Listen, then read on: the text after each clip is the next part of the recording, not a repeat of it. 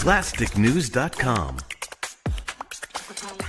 All the latest from Hollywood, toys, gaming, comics, and anything pop culture. plasticnews.com. Don't forget the IQ. plasticnews.com.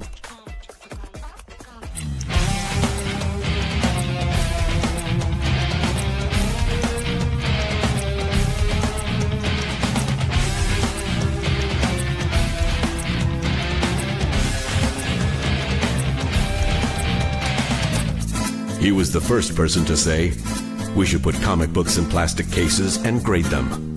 He told George Lucas to hold on to the merchandising rights, and 3 3/4 would be the perfect scale for the figures.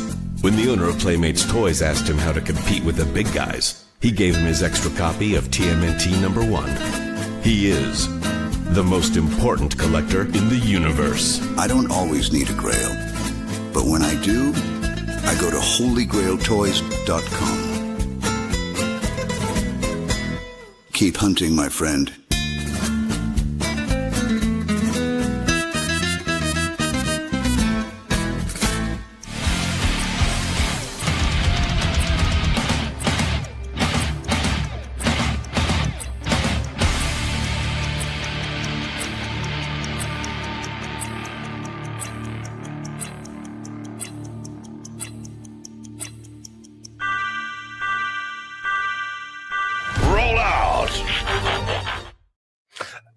It's time to roll out, everybody. What is up? Welcome. It's Saturday, March 21st. This is probably the most anticipated stream on YouTube in YouTube's history, and that's what we tell ourselves, and that's why we're all here. What is up, everyone? Welcome in. Hello to everyone in Chad's universe. Chad, welcome. We are excited for this, sir. It is great. This is something we're all passionate about, so we don't know what it's going to be. We don't know what we're going to talk about, but we know that Energon Universe needs to be talked about. But more importantly, sir, how are you doing, Chad? I'm doing quite stellar. It's good to finally get this rolling with you gentlemen. We've been talking about this for a while, and it's awesome to finally get down to business. So let's get to business. How you guys doing? I'm good, Mr. Alexander Thunderstorm. How are you doing? I'm doing quite fine, man. Everybody says we don't work enough. We work every day of the week. We try to do this for everybody out there, as many days as a week and everything. But hey, I'm looking forward to this, man. I actually went back and reread some of the stuff just to get like updated again, and it was still fun the second time around, man. Yeah, there's a lot in the research. There's a lot that's been done on like what you have to read and what we need to do. But so this is going to be a very like open forum discussion. The idea of this whole thing is that we'll be going live sometime after the most recent issue of Transformers Energon Universe comes out. So there are going to be kind of spoilers. We might leave some stuff out, but this is to get you excited about Transformers Energon Universe.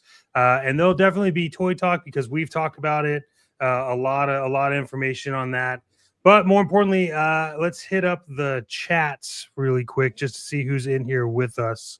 Yes, the whole reason why we're here for everybody's chat. Commander Bly, what's up? What's going on, Commander Bly? Mother Slug. All right. I feel like there's gonna be a ton of Transformer references. Like, all right, everyone, get it out. Like, roll out. Somebody's gonna. I still function. Yeah, it's gonna happen. Yeah, most definitely. Got Hello, BC. Welcome. All right, we got there we go. Jim Largo. Greetings. Yeah. Zorkini. What's going on? The translucent one himself. Yeah, he looks exactly like his avatar. That's weird. Yes. Son of GTO. Yeah. Welcome in. Son of GTO, did you get your figure? Put it in the chat just so I can read it. Let me know if you got your figure. I sent him a Arkham Asylum Poison Ivy figure. Oh, Kyle, what's up, dude? Good to see you. What's up, Kyle? Greetings and salutations, Cliff. Welcome in. Welcome in. Awesome people. There's a load in here, man. There is. We've got a ton happening. Yeah. Mm-hmm. I can't control anything on this stream, so I'm just really. Uh-oh. no, Yeah, no. I thought, okay. yeah, I thought it let him. Whatever. Yeah, You know what? Sometimes StreamYard is just a little weird. Oh. You can see the chat, so yeah. Yeah. Okay, We're good. Okay. Jedi Well, like I Ben, said what's again, up, dude? Yeah. I think we got to make him administrator on it for that, so it should be able to do it. So we'll see. I don't know. Steve's in the background. Hey, that's me, Wolverine. Yeah, Hell it's a chat. There you go. The hidden is in there, huh? We got a lot of people hitting this up. Yeah. Wow. Yeah. We might have to segment this off to we might just have to and everything else like that. But hey, that's what we want. People fired up and everything else like that. I mean, if you're sick, there's a doctor in the house. So yeah, Dr. Brantley's here. Yeah, yeah, he's that guy. That guy's well. All right, we will monitor the chats and get to them as we can as they're coming in. Thank you, everybody. If you have questions about it, we'll do our best to actually answer it. A lot. We've been doing a big dump of like refreshment on everything. So whether or not we're going to know everything exact, I don't know. That my brain won't. But hell, it is what it is. So more importantly, I just kind of want to hear from you guys. Like, what got you excited about this whole Energon universe in the realm of like comics? Because I think that comics have been pretty stale for a while, and to see something come out where they hit us with Void Rivals, which was expected to be like some new sci-fi fantasy, all of a sudden Jetfire's involved, and you're like, wait, what are they doing with this? Like, yeah. So what like, Chad, for you, like what is it about this whole universe that really intrigued you? First of all, I gotta say, before I go into my spiel, E-Man's World of Geeks says, first time here talking Transformers. I'm here for this. That's awesome. That's awesome. Like, where's Steve? Where did I missed him? There he is. Right there. Yeah. Awesome. Pardon me. Welcome in, sir. Okay. I'm primarily a Joe guy. Obviously, we grew up on all the same stuff. Joe and Transformers, they're all part of that big five from the 80s.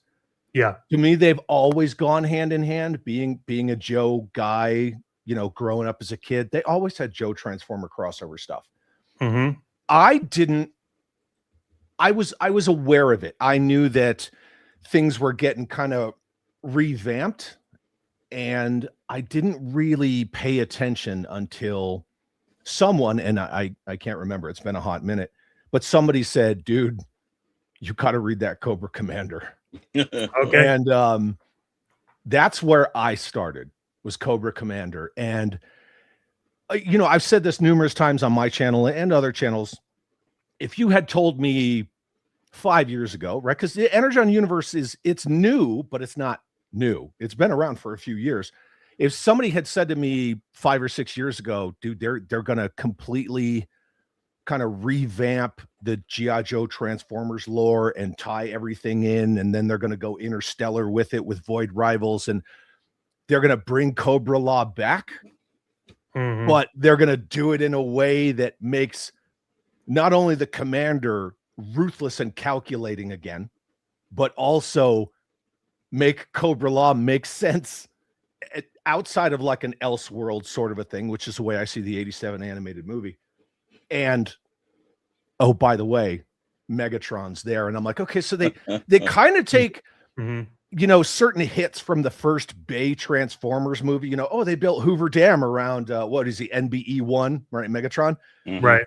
And they bring in aspects of the 87 movie, but also the original Real American Hero Hama run comics from 82. Yes. And they just make it better. I'm like, no, that's not, come on, that can't be a thing. And then I started reading it. Forget it. I was hooked right after that. And then I expanded, of course, to Duke, how he's the he's the first encounter scenario with Starscream and his buddy and all that stuff. And then, Hawk kind of treats him like he's off his rocker. And how they get the Baroness in, it sold me. And then it just kept getting better. Every time they added another layer, Destro, Energon, how they all tie together. What the hell's going on with Megatron? Because I'm sure we're going to get to it, right? But the fight between him and Globulus and his weird, like, buff-armed monster mount thing. Where's Megatron? Because I'm reading Duke, I'm reading, you know, Scarlet, Cobra Commander, Destro, all the stuff, the Transformers line. Where's Megatron? And then it just pays off, man.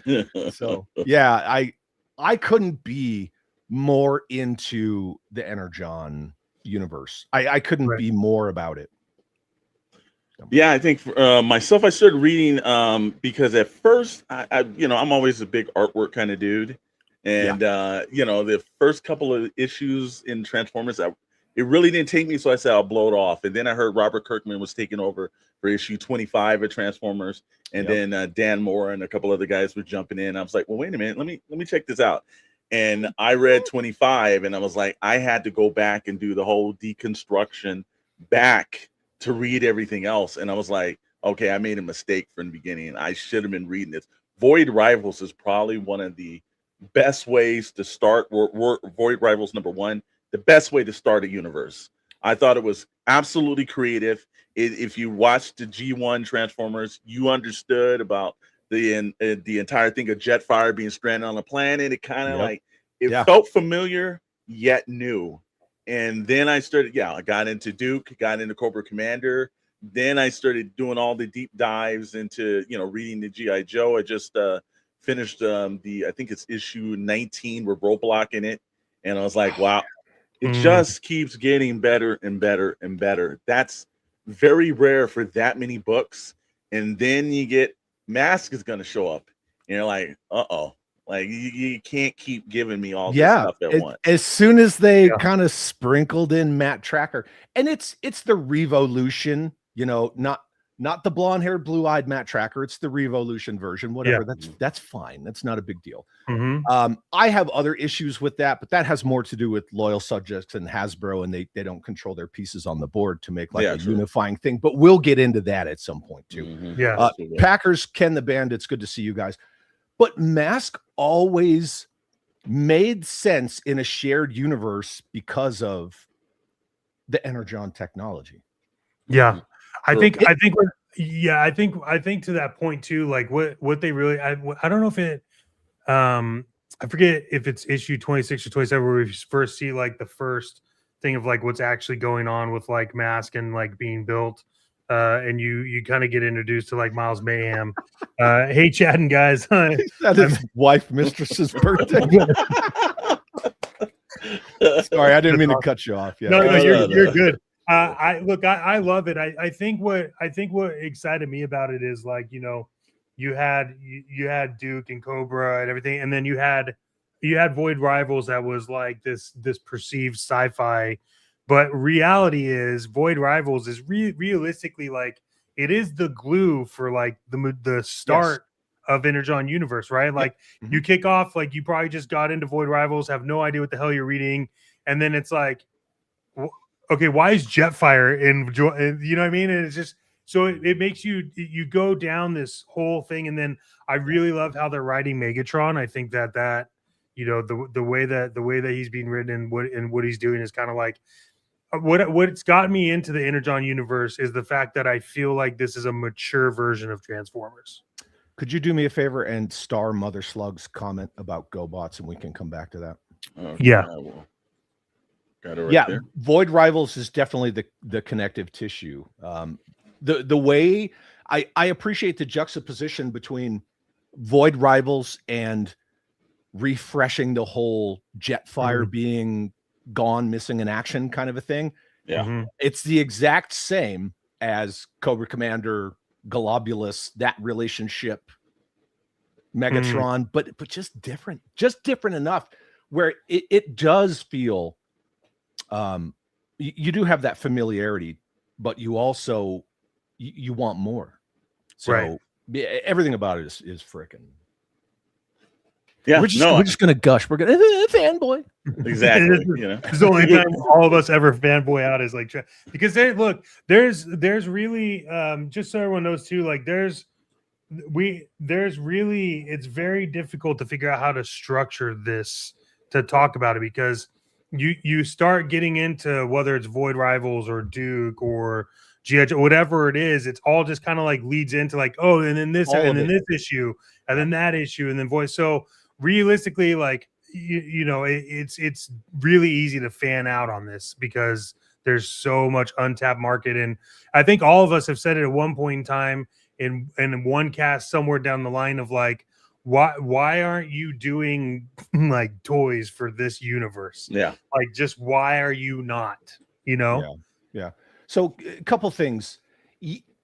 Yes, it's an entire sort of cornucopia that we could just choose from to talk about. Now, I'm sure a lot of it's going to be driven by these fine people over here in the chat. Absolutely. Yeah. Which is what we always want, right? You always want people to feel welcome and, their voices heard. We're also 3 years behind the curve with, an Energon focused stream where, I mean, we could talk about this for 7 months and not be caught up. Yeah, it's just one of those things. Like it's just it's a celebration, a discussion, everything related to the Energon universe. And yes, they gave us one thing of toys, I guess two technically, if you want to get into classified Night Force Beachhead, because that is directly Energon comics, which is awesome. But then again, in the late 90s, the Real American Hero collection, right, the post 97 O-Ring G.I. Joe, there already was a beachhead like that. So I mean, that's all well and good. So we got one true Energon Universe related toy set. And we were all at San Diego Comic-Con together. Yes, sir. With Ryan from 3POA. We all went to that panel. We all got freaking pumped up. In fact, weren't we sitting together? I think we were. I don't think at that panel, but I do know. I think we were at the independent creator panel together. But yes, that's true. Yeah. But as soon as they played that trailer, we were all aware that the leak had already come out about Kirkman's animated series. And then he did what all those types do. And I don't blame him for it, but we all knew what he did. He didn't deny it, but he just said, oh, well, if there's any conversation about that, that's going to be later because I'm real busy. I'm too busy right now. Right. So he did the J.J. Abrams. No, Benedict Cumberbatch isn't Khan. He just did that thing. So we all knew it was coming. From we did. Soul patch to dark goatee, the transition is complete. Looking good. Thank you, my friend. I mean, you can't have one without the other, Yeah. True. Yeah. Well, I mean, now the rest of the beard's coming in. So it takes a little time. Yeah. But I've never been able to grow facial hair. Oh yeah, I spent my entire life doing true. So, they would, they probably frown upon that.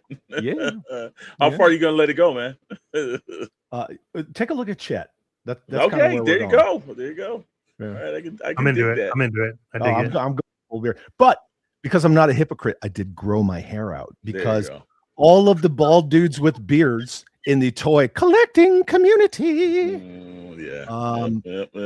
Most of them bother me. So anyway. Robert's Infinite Realms, what's up, my dude? Anyway, we're trying to work on this chat to give you access to it, to the chat. It's all good. Yeah, so we're working on it right now. We'll get there. Right?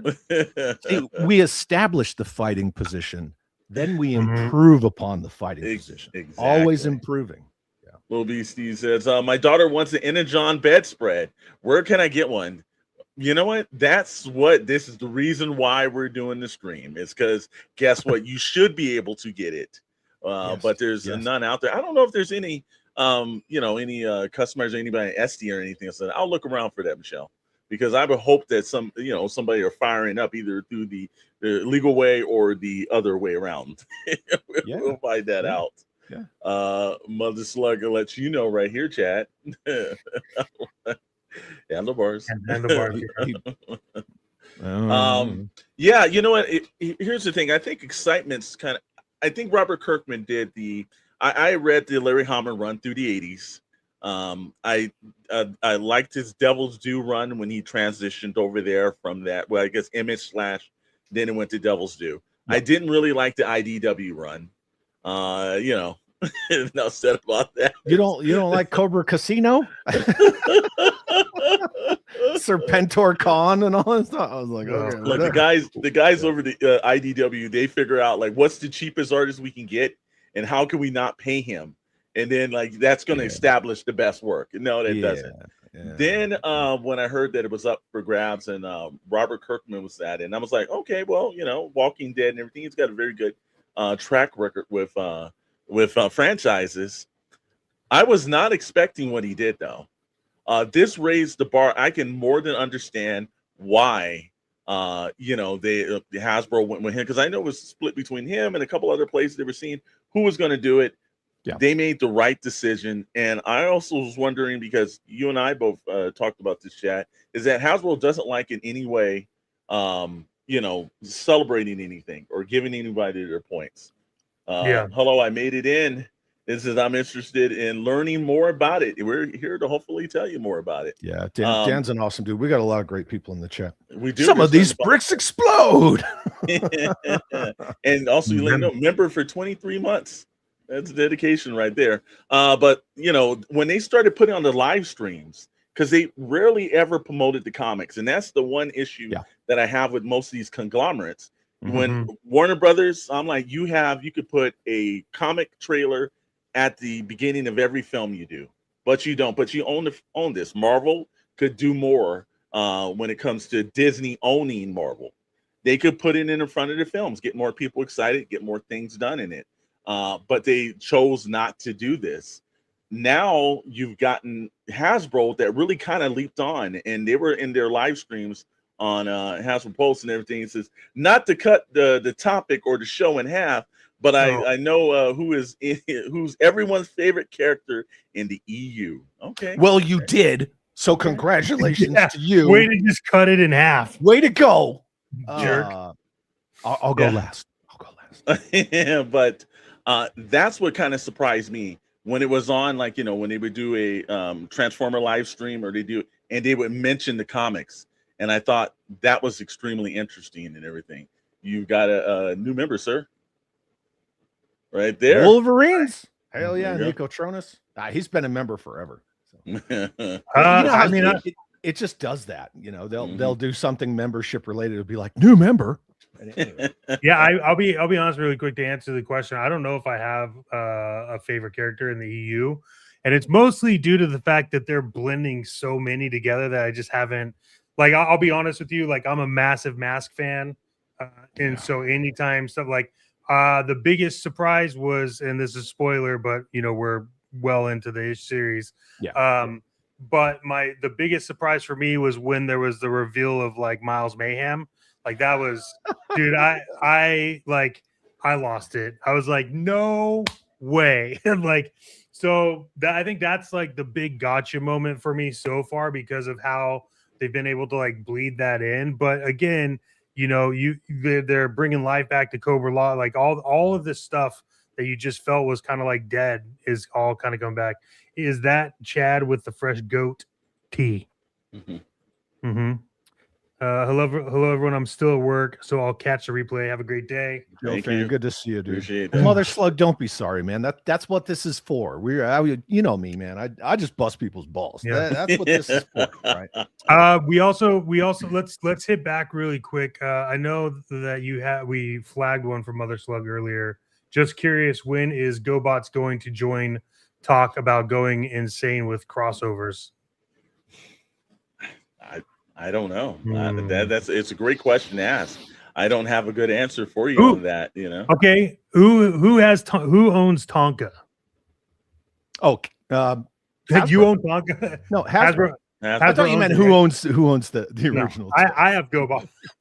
No, I meant I own Tonka and Kenner. Yeah. So if Hasbro does have Tonka, because I couldn't remember who owned it.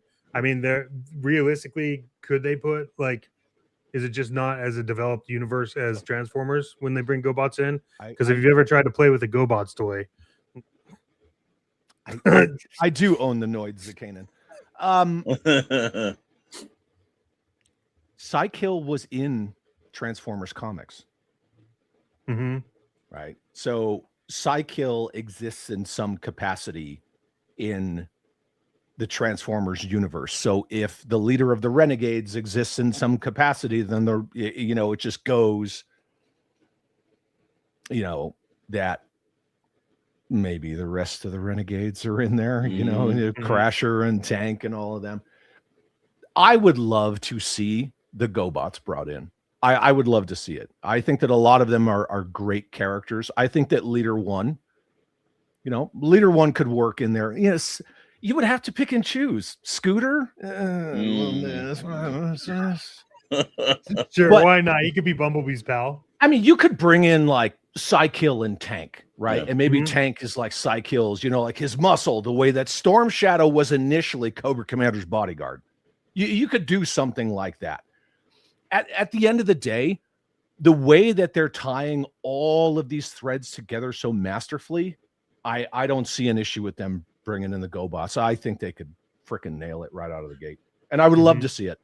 I have the 9-inch Machine Robo Revenge of Kronos Psykill, and he's amazing. I play with him all the time. He's freaking fantastic.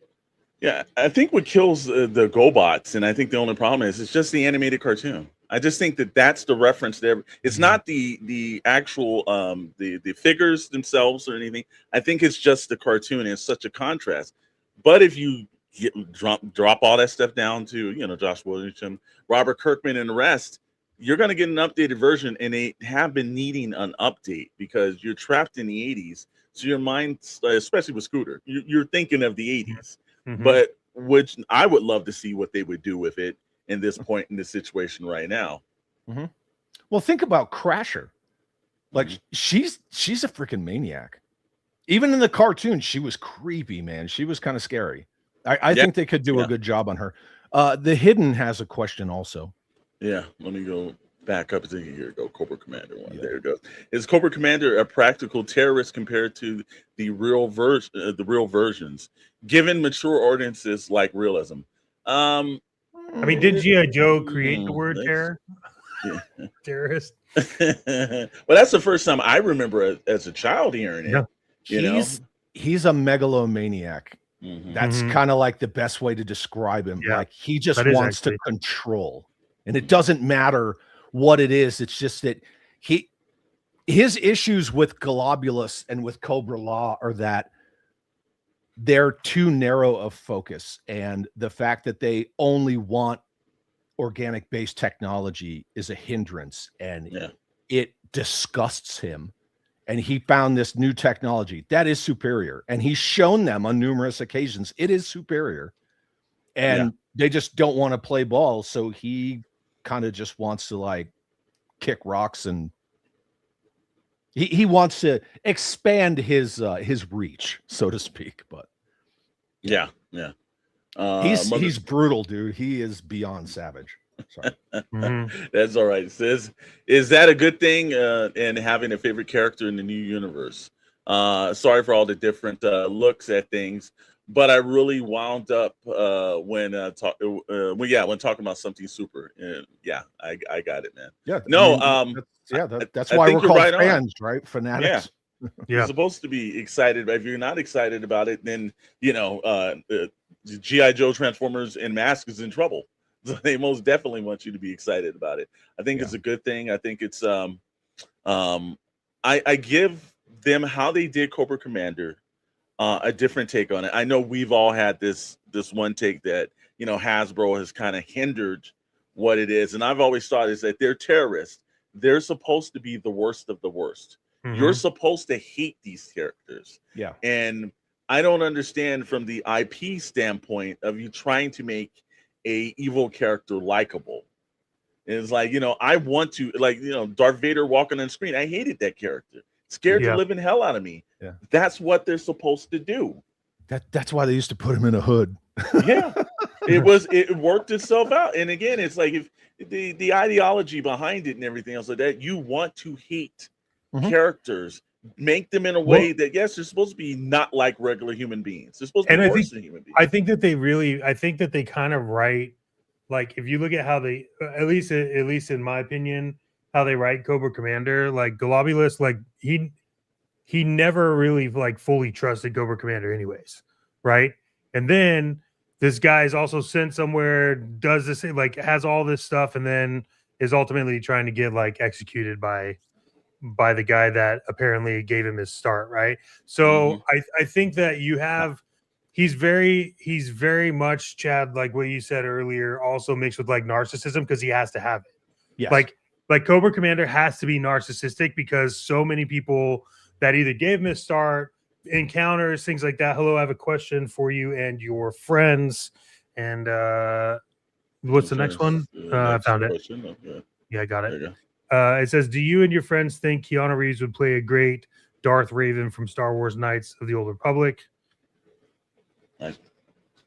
Well, it's on subject, but I don't know. Yeah. I was expecting that one, but all right, let me think about this real quick. I don't know. I don't know, because I know that Keanu likes being the hero a lot. So it's hard for me to picture him as a villain. I don't know. That went over my my brain on this. I think if you did him with the whole, they use the Force to like wipe his mind and all this stuff, and he was the good guy the whole time, and then he finds out. Remember Devil's Advocate with him and Pacino? I think he could do it. Yeah. And that's going to be my answer. And then okay. I think he's a good actor. I don't picture him as a villain most of the time. I have no take on that. I think he's perfectly fine as John Wick. I'm good. So John Wick could come into the Energon universe and destroy everybody, and that's my take on it. I have a 4-inch John Wick figure in my Joe collection. So good. He fits right in. Right, he's got bulletproof suits. But I think like Cobra Commander, like his side is like everything that he thought was working in his favor at some point in time has like betrayed him or done whatever. We've seen it with multiple storylines across Joe. Yep. So I think it's a fun, like Cobra Commander is a fun read. The Energon Universe has been my main comic line since it started. All the books are unique and storybook cohesive. Yeah. And that's why I think they do very well, is like the thread, as you would say, I guess, like leading through all the comics is very cohesive. Silly question. What do you think M.A.S.K will bring to the Energon universe? Pluses and minuses. Oh, I think pluses. I mean, look, we've already seen it, right? Like, I guess I could bring this up, right? This is, I'm trying to find issues that would go with what we're talking about. But one of the big things that is talked about the M.A.S.K universe, right? Like here is like you find out who's running Shadow Watch, which is Miles Mayhem, and you see that like earlier in this issue, right? Like they bring in like Optimus Prime. Turns out that like Miles Mayhem is scanning Optimus Prime, right? So already you're kind of like, well, I don't know if that's something that they should be doing. And then here he confronts the scientist, the only other guy that knows. This whole scene right here, like, excited me, but then pissed me off, because it was like, okay, this is how you write this in, right? This is how it establishes Miles Mayhem. Yeah, and then you see later on, I think in issue 28, I think it was 28 or 29, General Flag is like, hey, find Matt Tracker. I think we put our money on the wrong person, right? So, I think what M.A.S.K brings into it is it's more about what does Miles Mayhem cause than anything. M.A.S.K will be the midpoint to Headmasters, Target Masters, and Power Masters. Jeff. Okay. I mean, I don't know. Sorry, go ahead. Jeff, don't apologize. He says, I apologize. I don't know the topic at hand. You did exactly what that's what this is for, dude. Yeah, do that. You're supposed to ask as many questions as possible. Apologies not accepted. You'll be banned for 5 minutes now. But see, this kind of ties back into could GoBots fit in with it? Exactly. Look at how M.A.S.K fit into it. If you can bring in like M.A.S.K and Venom, you can easily bring in, the Renegades and the Heroes. I don't know why it's escaping me right now. Yeah, I don't remember it. Yeah. Anyway. Well, one thing I was surprised about is as the background characters that we've seen like through Real American Hero, like characters like General Flag. Like they were always like background, and I also remember back in the day where Colonel Sharp, and they were kind of like walking around. He didn't see that, right? Yeah. This is the first time I think because I was like, well, wait a minute now. General Flag is not some kind of just background character here. He's taking a very substantial part of this universe. Yes. And he was also pretty formidable too. So I was excited about that because I do think look, I've always wanted a Colonel Sharp action figure through G.I. Joe. Like put it through the main line, get some of these background characters that we've seen. I dug that about this. Like every character is being treated as their main character. Mm-hmm. Yes. Yeah. Everyone's got a part to play. And Flag in the original run, like he had a pretty cool story arc. I mean, he was around, he was in charge, then he was Minecrafted, and then they named an aircraft carrier after him. Minecrafted. Yeah. Let's see. I'll hit up some in the bag right here. See, Nico, because Nico would know, right? He says in Transformers mythos, GoBots are a separate colony of Cybertronians. Okay. Okay. There Guardians. Thank you, Ken the Band. Guardians. There you go. I don't know why I couldn't remember it. Yeah, it is. Yeah, Guardians and the Renegades. Again, actually, too. If anybody wants to actually watch the old GoBots, they popped up on Tubi, and I know Amazon Prime has them, so you can actually watch their adventures again and everything. And I do kind of like the rewind channels. We're starting to see some of these characters and cartoons that have kind of been just thrown in the vault someplace. So it's kind of cool to get that. You talked about General Flag being like a background like character, right? I think one of the most important scenes that I remember that I can recall so far, and there's a lot, right? But one of the biggest ones is when General Flag is confronting Miles Mayhem, right? Then I'll pull it up. I think that this is probably one of my favorite ones because it really gives you the understanding of like who General Flag actually is. So this is them at the Shadow Watch underground base, right? And you could see like Miles Mayhem obviously has his egotistical moments of like, I'm Miles Mayhem. And then they go at each other, right? You can see he's getting ready to punch him. And then this whole panel reveal right here is just like, holy shit! What did Flag just punks him? Yeah, you just made it known that like you are the person in charge, right? And I think that is like crucial storytelling that they just got right. Like, I think it definitely sets up like anger for Miles Mayhem, right? Because he puts him in his place, but at the same time, like General Flag like literally does not give a shit. And this is another one of those things, right? Where they take something that's established, they rearrange a few aspects of it, and instead of and maybe it was still in there somewhere in the past that we just haven't seen it yet, but instead of Matt Tracker, his brother, and Miles Mayhem coming up with all this technology together, you get this. And it's perfect. It's perfect storytelling because it expands on both of their characterizations, but it also, like we just said, it firmly shows Miles Mayhem is all about Miles Mayhem, and General Flag takes nobody's shit. And that was the reveal that I thought was like just way off cut, because in the day he would have just been a background character, would have walked off, he wouldn't have been represented. They did a good job of establishing why he is in charge and why he is in the position, and I was like, about time. Because they do, even in Larry Hama's run, they are still kind of pushed back, and it's main characters.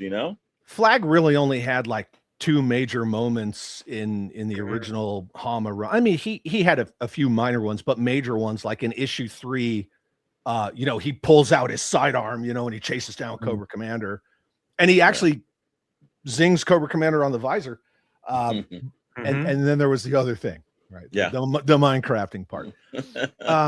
Somebody asked, what about the merger? Yeah, that was Warner the Brothers Discovery. Yeah, I saw that. Yeah, let's see right here. Pull that back up to hidden. Now that WBD might be merging with PSYK, could the Energon Universe now adopt Centurions? Well, definitely. Look, I think that if I think Paramount's going to exploit as much as they can. You know, they got a amount of debt, so I think it doesn't make sense to leave something on the floor, especially when people want to see it. They've got a good chance to do that. So I think there's anything up for the table now. I think you'll see a lot of old properties that we think will come out of that vault now. Okay, so since we're on that, yes, since we're on that, I'm going to expand on the whole Warner Brothers Discovery, Paramount, Skydance, all that stuff.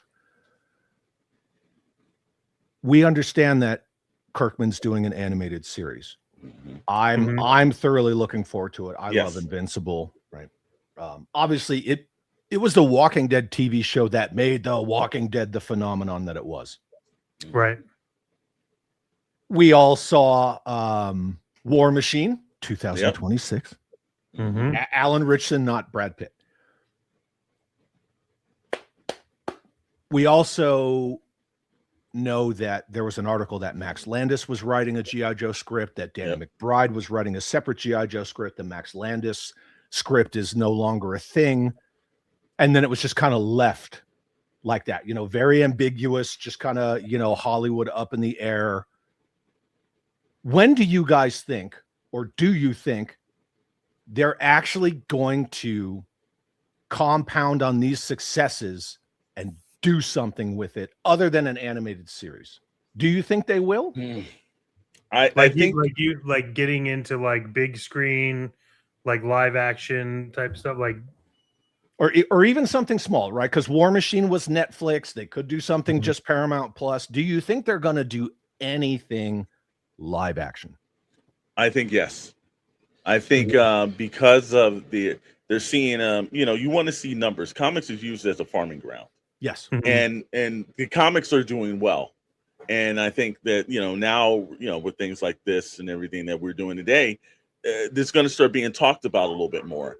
I think that they look at it from the point is that it did well in the comics. You know, we've had a couple of G.I. Joe films that hasn't done well, you know, so now we have the opportunity to actually redo and restart, because the shared universe thing is the big thing Hollywood's working on right now. Everybody from Sony to, Amazon, everybody wants to have this extended universe scenario.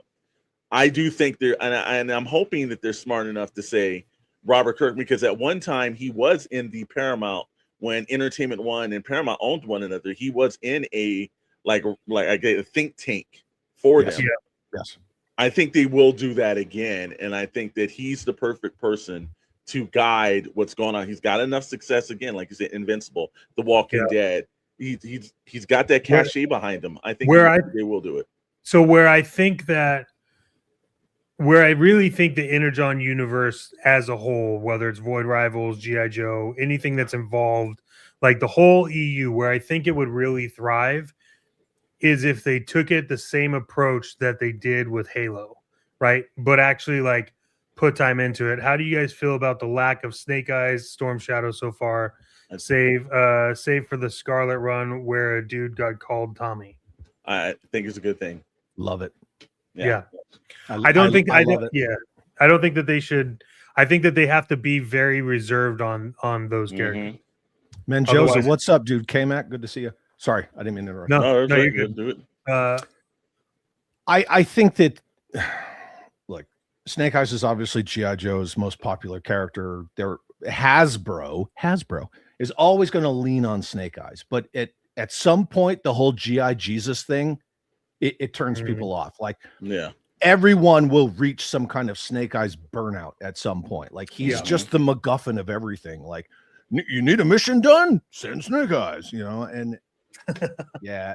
Plus, you know, his credit's kind of gone down since that movie. Yeah. And that's what they need to avoid, is doing anything like that. So I think they're playing it smart. Do you think that? What are your thoughts on? Should it go like big screen, or should it follow a path of Halo, just with more thought process and more thought out? Hold on, I'll be right back, guys. Yeah. Okay. Bye.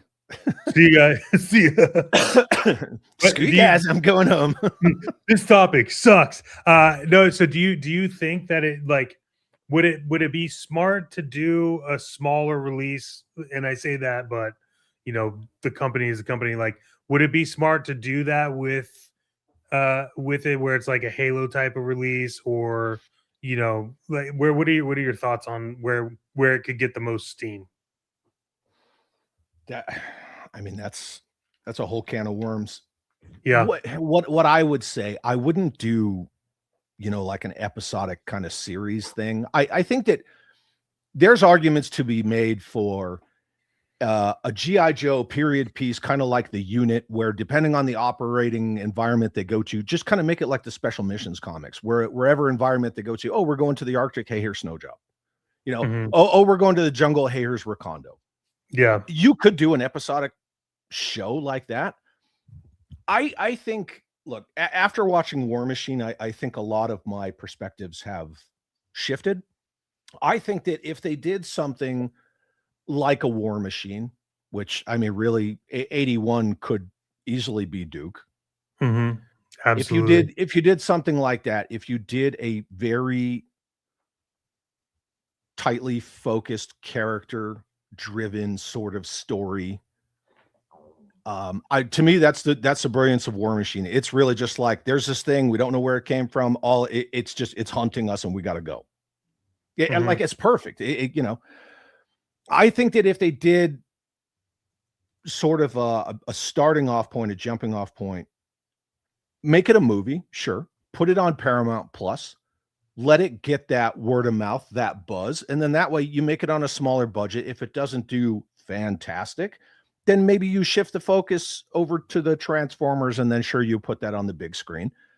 But I think if they started with the smaller character-driven stuff and did it on Paramount Plus, you know, you could do a Duke, see where that goes, you know, and then decide from there. But at the end of the day, they still have to contend with Lorenzo Di Bonaventura. And how much is he going to be involved? Nobody really knows, like, what's in this guy's contract that's so airtight that he can just fail upward continuously. Yeah, and I think if Kirkman's involved, he's very hands-on. I don't think he's going to hand Energon over to Di Bonaventura. And then, do you wind up in a situation like Warner Brothers, where you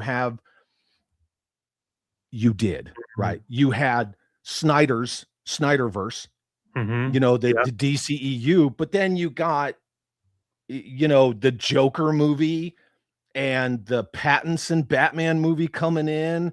And then now you still have that Pattinson Batman universe with the Penguin and the Pattinson Batman 2, but then you've got James Gunn's DC. Like, they need to not do that.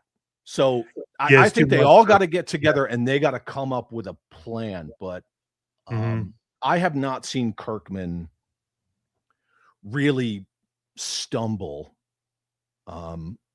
I just think it needs to be him, and they need to get rid of Di Bonaventura, send him somewhere else. So. Yeah, I mean, I'm with you on that.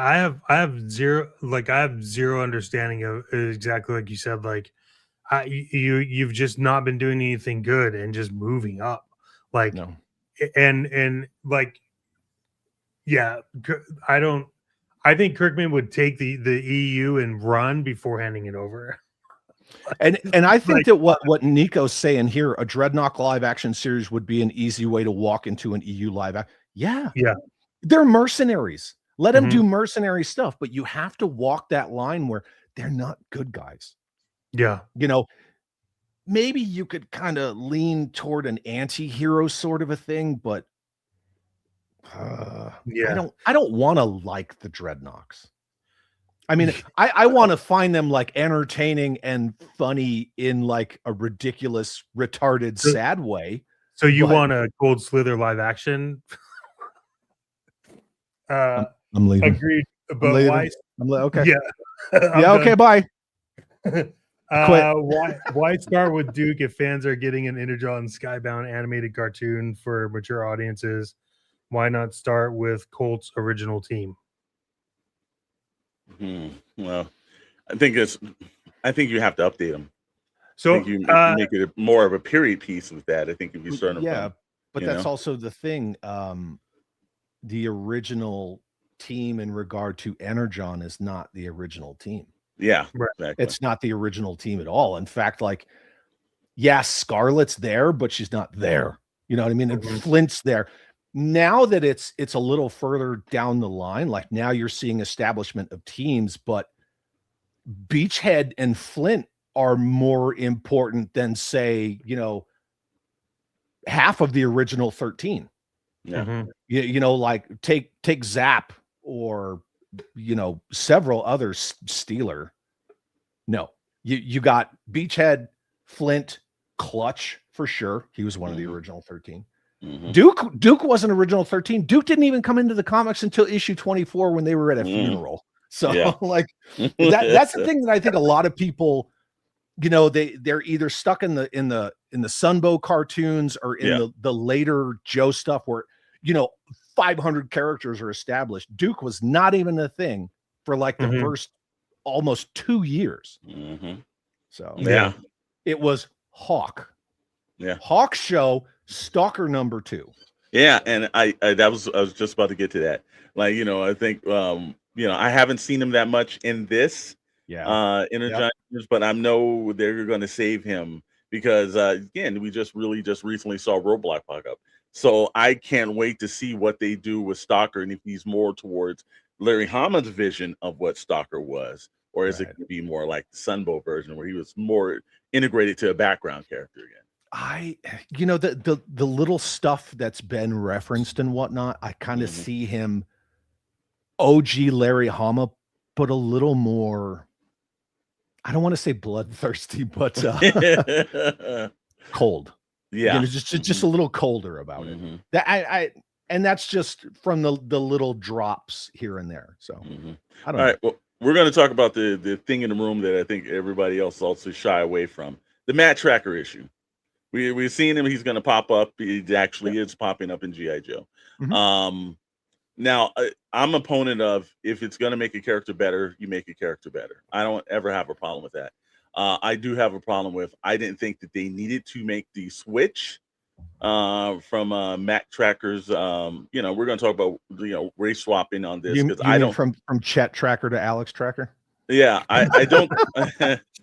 I don't think in any way. Come on, I love you guys. You know.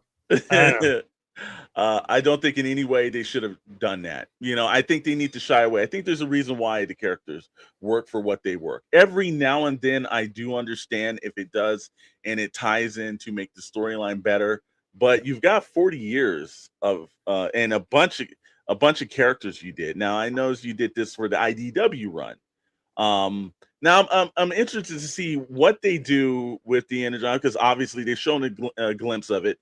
It's, you know, obviously the newer version of Matt Tracker, not the original version. Right. I'm interested of what they're going to do with it in the comics, because I do think that Robert Kirkman, Josh Williamson, the writers over there have a different way of approaching that. But I'm gonna ask Chad, because I know you and I talk about this a little bit too. Was there reason for them to do this in any way, in your opinion? Got any tips? No. Yeah. At the end of the day, I think that's just one of those things. And look, for everybody hanging out with us in the chat, as this monthly live stream goes forward, I'm gonna drop this. It's just a spoiler. Go ahead. We've already been talking with creators, people who are creatively involved with the Energon universe about to coming on and hanging out with us. So we're just going to leave it at that. That being said, I don't know why they did it. Does it matter to the character of Matt Tracker? I don't think so. I mean, we've all seen the black version of Matt Tracker before, but and I think what was the first time, was it the San Diego Comic-Con, the IDW comic pack? I think that's the first time. The Revolution. Yeah. Yeah. And I also think they had Micronauts in it and a bunch of other things. So it's just that's a sought after. Yeah, pack. they had ROM in there, they had Yeah. Jetfire in there. They had the roadblock with the chops that they had to put in there. Like Bobby Val has told this story before. Like he was responsible for that set. They had to put roadblock in there at the last minute because the trademark was going to expire, and so they had to get to it. So they just chucked that roadblock in there. But the interesting thing about the blonde-haired, blue-eyed versus the other version of Matt Tracker is like in the Unit E, it was the blonde-haired, blue-eyed version. In the Revolution and the IDW, it was the other version, and it's just back forth. And then they put out the 25th anniversary version of Matt Tracker. He's the blonde-haired, blue-eyed one. Yep. Then they put out the Revolution set. He's not. You know, like everything about them is different. Like their body type, their size, like they're just completely different. Yeah. And then Loyal Subjects gets the. I'm going to go there. Loyal Subjects gets the license for M.A.S.K. Someone somewhere knows that the black Matt Tracker's coming out in the comics. They make the original blonde-haired, blue-eyed Matt Tracker for Loyal Subjects, and this is just my argument. I don't care which way you go with a character. Yeah. But what you don't see Marvel do once Nick Fury changed to the Ultimates version of Nick Fury, which was based on Samuel L. Jackson, he freaking stayed there. Yeah. Sure. I don't care which way you're going to go, but pick a lane and stay there. Yes. And keep it uniform across everything. That is, to me, the biggest question mark / problem / unknown is Hasbro. Because as much as we all grew up on Hasbro stuff, I mean, like, you know, look behind any of us, right? They are the biggest unknown and probably the largest roadblock to this whole thing being cohesive. Hasbro is stupid. They're stupid. Like the Hasbro of today, I don't know many people who have that much faith in that company. And it sucks to have to say that. I don't like to have to point that out. Hidden did say that. Here's one thing, and this is a comment too. And you know, we're gonna talk about this, and I think that's a very appropriate point to come in. Now that we've seen actually, you know, the books, and we know the books are. How do we know the books are doing well? Just checking the top charts in the comics. I know they need to have a better tracking system, but there's several ones they do have. Energon is ranking in the top 20 of the books per month. So that's how we know the series is doing well. And that's Robert Kirkman's wheelhouse. When he gets on a book, it jumps into the top of the charts. Now the problem is that you've got Super 7 that has the 3 3/4 line of G.I. Joe. You've got Classified out here. You've got Low Subjects just destroying M.A.S.K. is every part of M.A.S.K.'s reputation and ability, because these toys are trash on the market. And you got Transformers now. Transformers is the one, I would say, staple that Hasbro has that rain or shine, they've been doing well. It's like Transformers, it just seems like they keep bouncing back. Yeah. How do you, in every possible way and everything, I see Stanley says Hasbro or has been. Yeah. Bat Stan, it's good to see you. Yeah. Yeah. Pick a lane. I know him. Is because now, of course, obviously corporate rights and everything else like that, I'm sure that they can't come back and do that size because they made an agreement with Low Subjects that Hasbro wasn't going to do that. And the same thing with 3 3/4, but they did launch that really interesting Hab Lab for Tron in the 375. I do believe that this fits in the 375 if you're going to do it. Is that something that you have faith in, Chet or Chad, that Hasbro's going to wake up and say, hey, you know what? This is secondary line. It's not the line we gave it to those guys, but let's try it in the 375 initiative. I'll go last. Go ahead, Chet.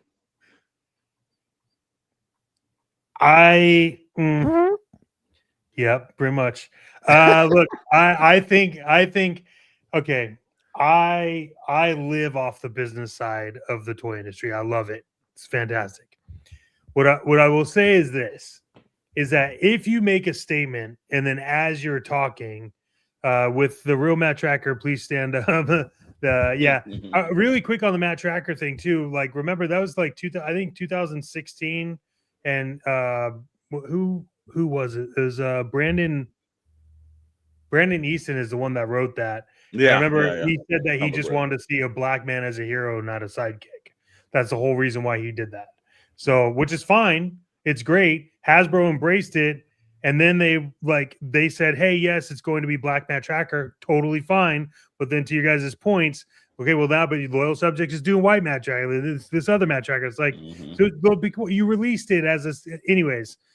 That's to say that if you're saying something like, hey, if they would release M.A.S.K in 375, the Lord scale, as you say that, and it makes perfect sense, you have to understand that it's probably not going to be done. Yeah.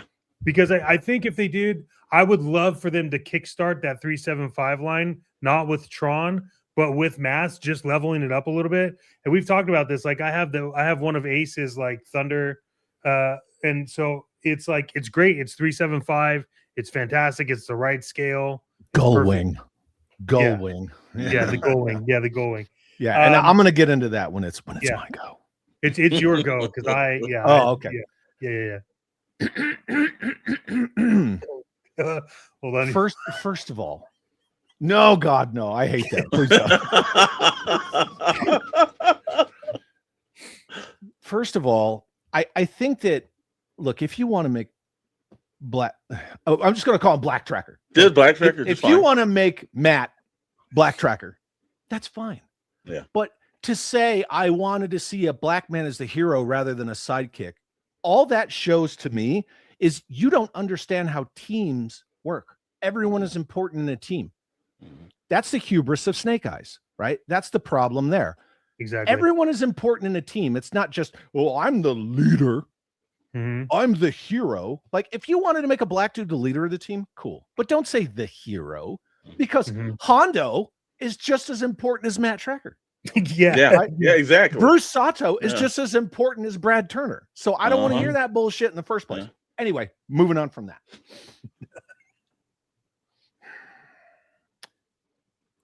I don't know if this has been said publicly, but I don't give a shit, so I'm going to say it.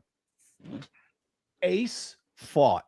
This is the guy who, the owner-operator of Ramen Toys. Yeah. Ace fought diligently to get the M.A.S.K license. He was like 95% there. Swore he had it. His plan, his whole pitch was M.A.S.K 118 scale. That was his whole pitch. Hasbro was not against it. Somehow Loyal Subjects won. It is what it is. Yeah. Hopefully they realize like you that up. Like you did that, right? That's that bullshit. I think that this Hasbro 375 initiative, we all know that the Tron thing, that's basically, that is one of the negative side effects of being bedfellows with Disney and their IPs, because Disney went like this. Hey, Hasbro, you do some Tron shit? And Hasbro's like, best we can do is a 375 crowdfund, and it's going to be the first movie. And they're like, yeah, okay. That's fine. And that's how that went, right? That is not even an exaggeration. That's how that went. Transformers are doing great. The thing is, when we talk about scale, yes, I think you can do Energon characters or aesthetics of said characters, right? Because Energon Night Force Beachhead in Classified is different than, you know, their other several beachheads. Yeah. Which is cool. But I think that everybody needs to get on the same page, and it has to be Like they got to get a rule book, and the rules are: if you're going to do an Energon aesthetic version of a character in classified, put some kind of energy universe, put a sticker. Yes. Remember how Kenner used to just, it's the same card back with the racetrack. They would just go sticker, you know, just put something on there that says like Energon. Yeah. Do that. I think that if you're going to do M.A.S.K Energon, you got to do it 118 scale. Now, granted, I'm a 118 scale dude for life, but that doesn't mean all I have is 118 scale, right? Because this room is mostly not that scale. The reason I say that, Masterpiece Transformers. Yeah. I don't want to say perfectly, but we all know that Transformers have mass shifting. But when they're in bot mode and you put a 118 scale figure next to them, exactly, it doesn't look as bad as, say, a freaking classified figure would next to this. Exactly. Yeah. But on my shelves, I have my Masterpiece Megatron and a Cobra Commander in front of him. I got this guy with, it's Snake Eyes, but it's a San Diego Comic-Con Snake Eyes with the Transformers logo on his shoulder. So, you know, it works. But yeah. So you kind of have to do it like that. It needs to be focused, and they just got to do it. My argument was always, I wouldn't have rolled out 375 with M.A.S.K. I would have let Ace do M.A.S.K. You know, let Ace do M.A.S.K, but then they need to tell Ace, like, you can do the OG stuff, but you got to do Energon stuff too. Everyone who knows Ramen Toy knows that Ace loves to do variants. Just he's all about that. Yeah, he would do like, oh, okay, yeah, here's the OG. He'll do Matte Tracker, and then he'll, you know, like change the aesthetic on the cars and give you a Black Tracker. Like he would easily do that. Let Ace handle M.A.S.K. Grab little Super 7 guy or guys or new guy or whatever, you know, just go grab them and sit them down and go, this is what we're doing. No more Python Patrol Serpentor. Yes. Okay. Right. Get them to like focus, you know, shut up in color. Right. Yeah. Kind of a thing. That's what somebody needs to say. Just shut up in color. And I would have rolled out Hasbro 375 with Duke. Obviously Duke, right? Take it back to the beginning of Energon. You don't need to do Void Rivals because I've got the set on the floor, right? We all know saw that set. Yeah, right. You don't need to do the Void Rivals figures because they're already out. No, granted, you could come back around to them again, sure. But Duke, because he was one of the first comics. Baroness, because she's a different version of Baroness. She's good guy Baroness, which is kind of weird to say it like that. I don't know any other way to describe that. Obviously, Cobra Commander. Yes. Destro, because he's integral with all of that stuff. You got 4, 4-inch figures, 118 scale. Then you do an MP10 Prime, an MP44 Megatron. This arm right here. Wow. You make this arm and Megatron's arms interchangeable. And then Megatron comes with a little plug for said arm, and it's got the wires hanging out. And he comes with Laserbeak, and he comes with a different faceplate. So you give him the faceplate with the wires that goes to Laserbeak. There you go. Yeah. Right? You got your Autobot hero. You have your Decepticon villain. You got 4 figures. That shit would have been gangbusters. Gangbusters. And from there, you establish, okay, moving forward, pardon me, just do it made to order, right? Not so much a HasLab model, but moving forward with Energon, because they're so weird about that scale. They're the only company that likes to turn their backs on a scale that they helped make really awesome. And there's so many 118 offerings today, way more than there ever has been, except for Hasbro. Kind of funny. Yeah. You just, moving forward, they just come out. They love to do all their QVC live streams where they hawk their wares and just say, okay, so we're going to launch this It's a Hasbro 375 initiative. The first one will be a HasLab. As long as this one funds, moving forward, they're going to be made to order. All of the Energon Universe mainline stuff will be 1/18 scale because of Transformers and M.A.S.K and all that stuff, and it'll all jive together. Classified will have Energon versions of these characters, but they're going to be a Energon label. Yeah, yeah. Well, And I mean, I don't even work in the toy industry. How many of us are like, we're not retarded? Like we, you know, Yeah. seeming far between that in the ownership world of toy companies, that's a prerequisite to get in the door.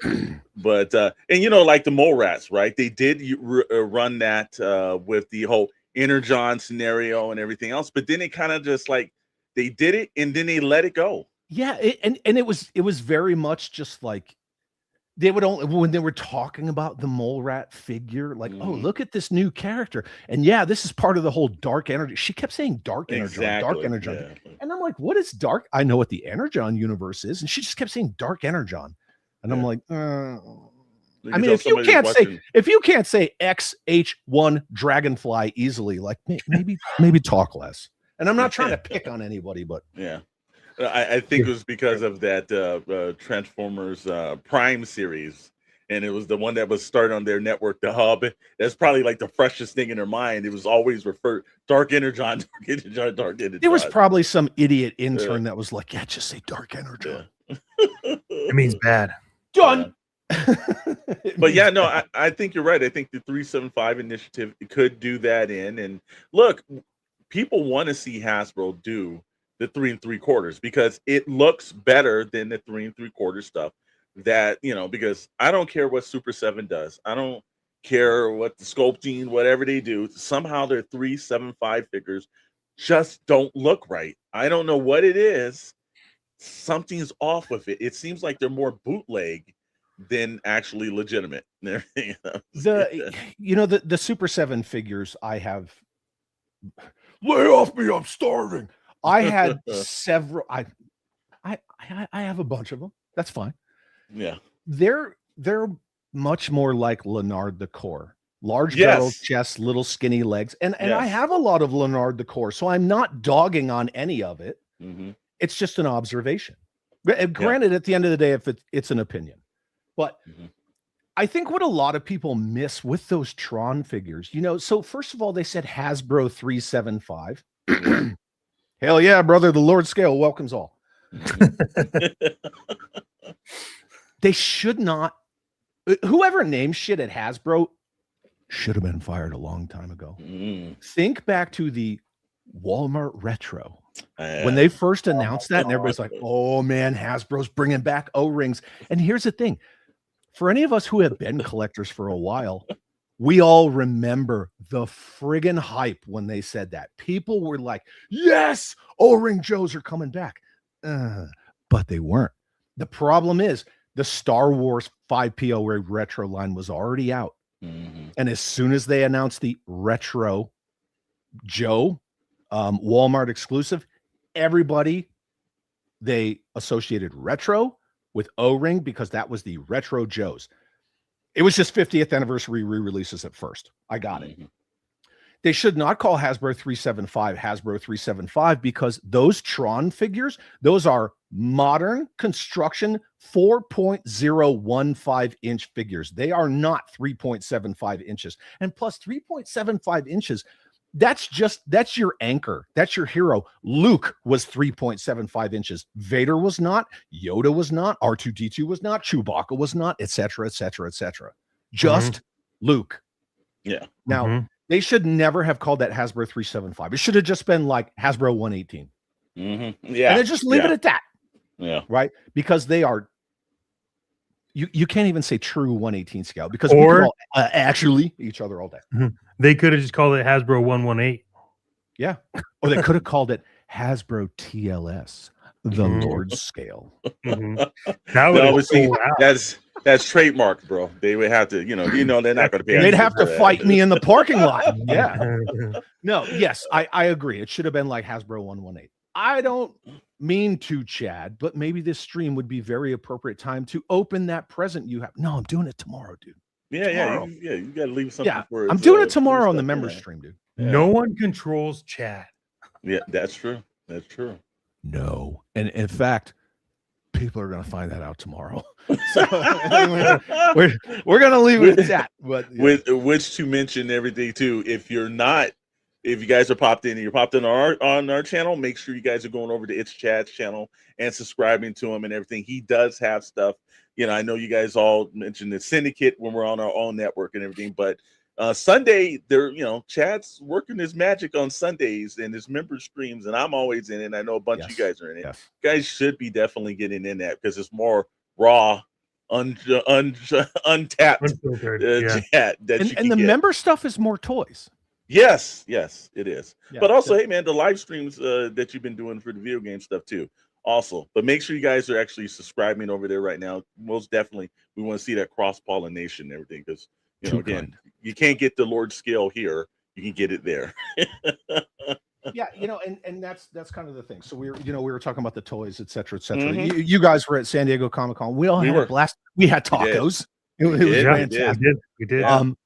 But yeah, there you go. It's so hard to do this. I don't even know if this is in frame, but this is a great set. It's what you hate. There you go. No, well, we got to see the thing. I think it was too, man. Yeah, you're good. That's a fantastic set. Yeah, right? It is. Like the box art is good. Like everything about it is awesome. But here's the problem again with them. They'll do a thing and then they're like, "Yeah, we did it."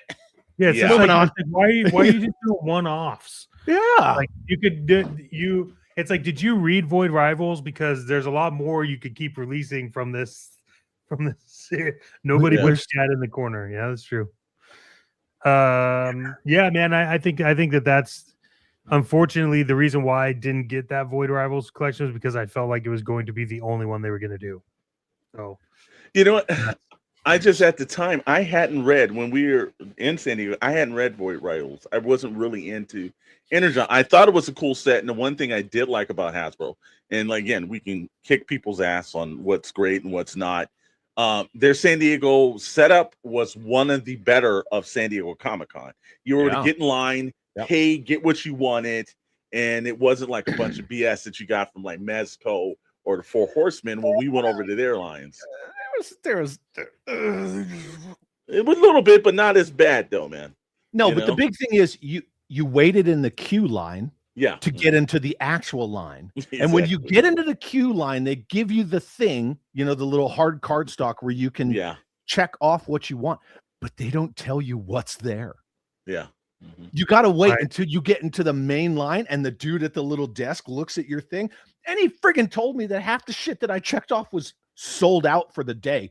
But you look behind that curtain and there's boxes like 15 feet tall. And you're like, oh, okay, so you don't want money? And that goes to what Star Wars and Bruce said. It's like Hasbro likes leaving money on the table. Yeah, I'll hit it. Let's see. Yeah, there you go. Right below Trippin. What's up, Trippin? Good to see you. Yeah, what's up, Trippin? That's the thing, right? Their whole business model these days, chase partner brands. Yes. Right? $500 million for Star Wars, $500 million for Marvel. They will cater to those two IPs and put out any item in any scale because they're not even making profit until they make $500 million on each. But their brands that kept their lights on, G.I. Joe 3 times, right? And counting probably. Still, yeah. They treat Joe like their redheaded stepchild. It's their problematic war brand. They've always seen it like that. Like Ginger Kent did in the 90s when she came in from the Kenner Tonka acquisition. She came from fucking Kellogg's. Pardon my yeah, that's right. Yeah. She came from the Kellogg side and she was like, Alan Hassenfeld, I think that Real American Hero needs to end and we should give G.I. Joe to my buddies back in Cincinnati. G.I. Joe Extreme, which failed after 2 years. Oh, yeah. Oh. The thing is, all Hasbro cares about is chasing partner brands, which are both dying. Like Star Wars, for all intents and purposes, is dead. Thank you, Kathleen Kennedy. The MCU doesn't have a lot of hype anymore. It's kind of run its course. Since Endgame, it's been dying a slow public death. They could do so much stuff that is easy and smart to make money, to show customers that they give a shit. Don't make Serpentor a con exclusive. You take the Battle Android Trooper and you repaint it 4 times and you make it a like con exclusive 5-pack. Here's your Nano Bat. Here's your Inferno Bat. Here's your Jungle Bat. Here's your Arctic Bat. And then later on down the line, just release them all anyway, because you know you're gonna. Yeah. All they care about is telling their bosses, we sold out. The bosses don't care about numbers. They want to hear that a run sold out. You guys were just talking about that freaking 250th anniversary Duke. Yeah, geez. It sold out. But we all know it didn't sell Yeah, we know out. it didn't. Yeah. But the hype is false scarcity, because you get people like they get that FOMO, right? That's the psychology of collecting. That's why there's numbers on the spines of these boxes. Got to catch them all. All they care about is, oh yeah, it's sold out. We're doing great. It's sold out. Well, how many units did you sell? But it's sold out. Okay, but let's talk units. Like if you go back to 85, 86, they can say, yes, in 1980, whatever, we sold 2 million snow serpents. Yeah. They can say that. Today, they can't say it. Can't say it. No. Because they either don't know or they just don't care. Because they don't want to tell their bosses, is about 10,000 units. Yeah. You only sold 10,000 army builders, but the bosses aren't going to ask that. They're not going to push back because they're not toy people.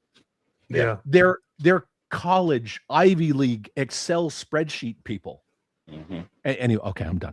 And you know what? It just meant that is the problem. We were talking about that same thing with Hollywood. There's too many MBAs that just walked in, and there's not enough creatives. And Hollywood is a place that thrived on the creatives. If you know how to do something, it's the same way with the toy industry. There's, people are looking at their spreadsheets and they're too busy trying to make sure shareholders get things, but they're not bringing creative items back. And again, like we talked about the Morats, they did this one and done and said, all right, the Energon. And we saw that once. And then they said, all right, well, this one's a little bit more mutated down the line a year later. Yet Void Rivals, we've not heard anything. They haven't said anything that would have been perfect for that 375 initiative or any initiative. And it's like, the dropping of the ball is because they're looking at, well, or do we try something new? Or do we keep just rehashing everything that we've been doing? I think that's the problem that's going on right now. Or even shift focus of the Transformer Joe collab, the big ass stupid name. Shift focus of those crossovers to be Energon. Yeah. And they're still doing it, Chet. Because they just if you think, and guess what? Those things, other than they say they're selling out. I do see some, they do go to the different markets and everything. I don't know how they're keeping track of that, but I have rarely seen anybody that said they didn't like that. Where are the Energon comics? Where are the Energon comics on? So what issue numbers? Okay. Yeah, so Transformers specifically is on issue 30, just released. Yep. Great issue. Yeah, it's insane. And then I forget Void Rivals. Yeah. Just do it. You got the master list, baby. I know. I do have the master. Yeah. Void Rivals is on issue 27. I like to thank Dark Moocher for stumping Chet. Thank you, Dark Moocher. I mean, I answered the question. I get it. You know what I think would probably be really good for this is maybe we'll build like a master list or something and put it in a Google Drive for people to download so that you can have kind of like your reading orders. I have all that stuff. So if you're on the replay or you are checking this out, look for those links on our channels. We'll get that stuff sorted because I do think this is something people need to really dive into because we could, you could spend 4 hours talking on like Void Rivals 1 through 5, right? Yeah. Or like Cobra Commander or Duke. Like it's just so crazy how they've had this like thread being throughout everything. So I can tell you that issue 30 of Transformers is it is wild. You could spend an hour alone. Yes, that issue is absurd. Yeah.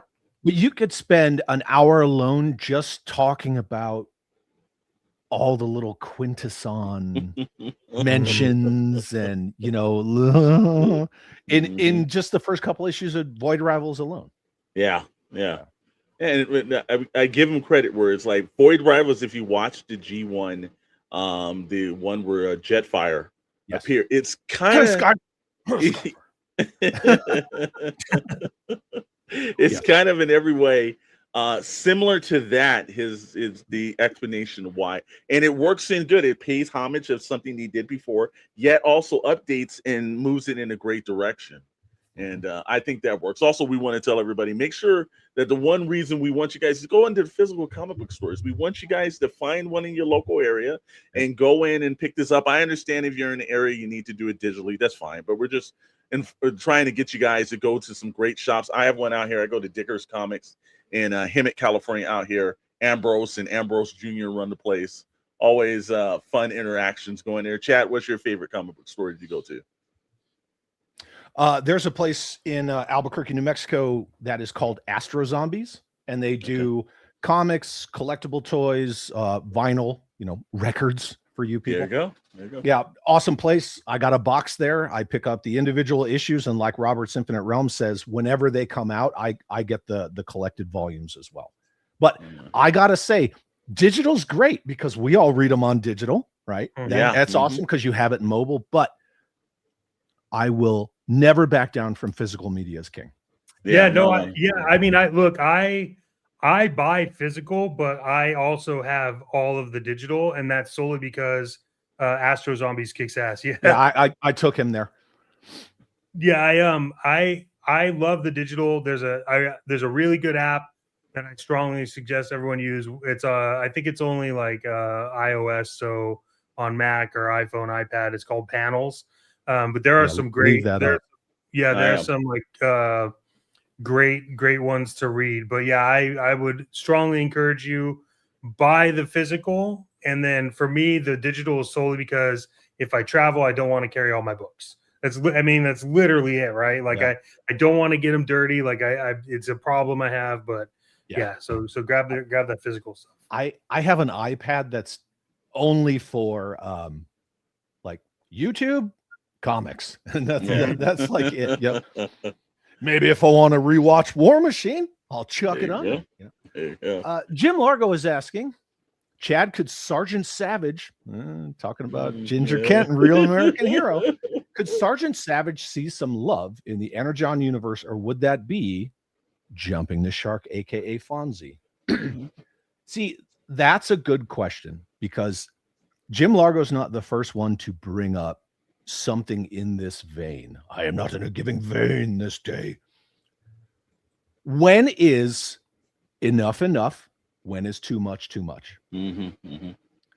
I think that you could bring Sergeant Savage in. I think you could maybe bring his whole team in. I think some of them might have to be a little two-dimensional, which is okay.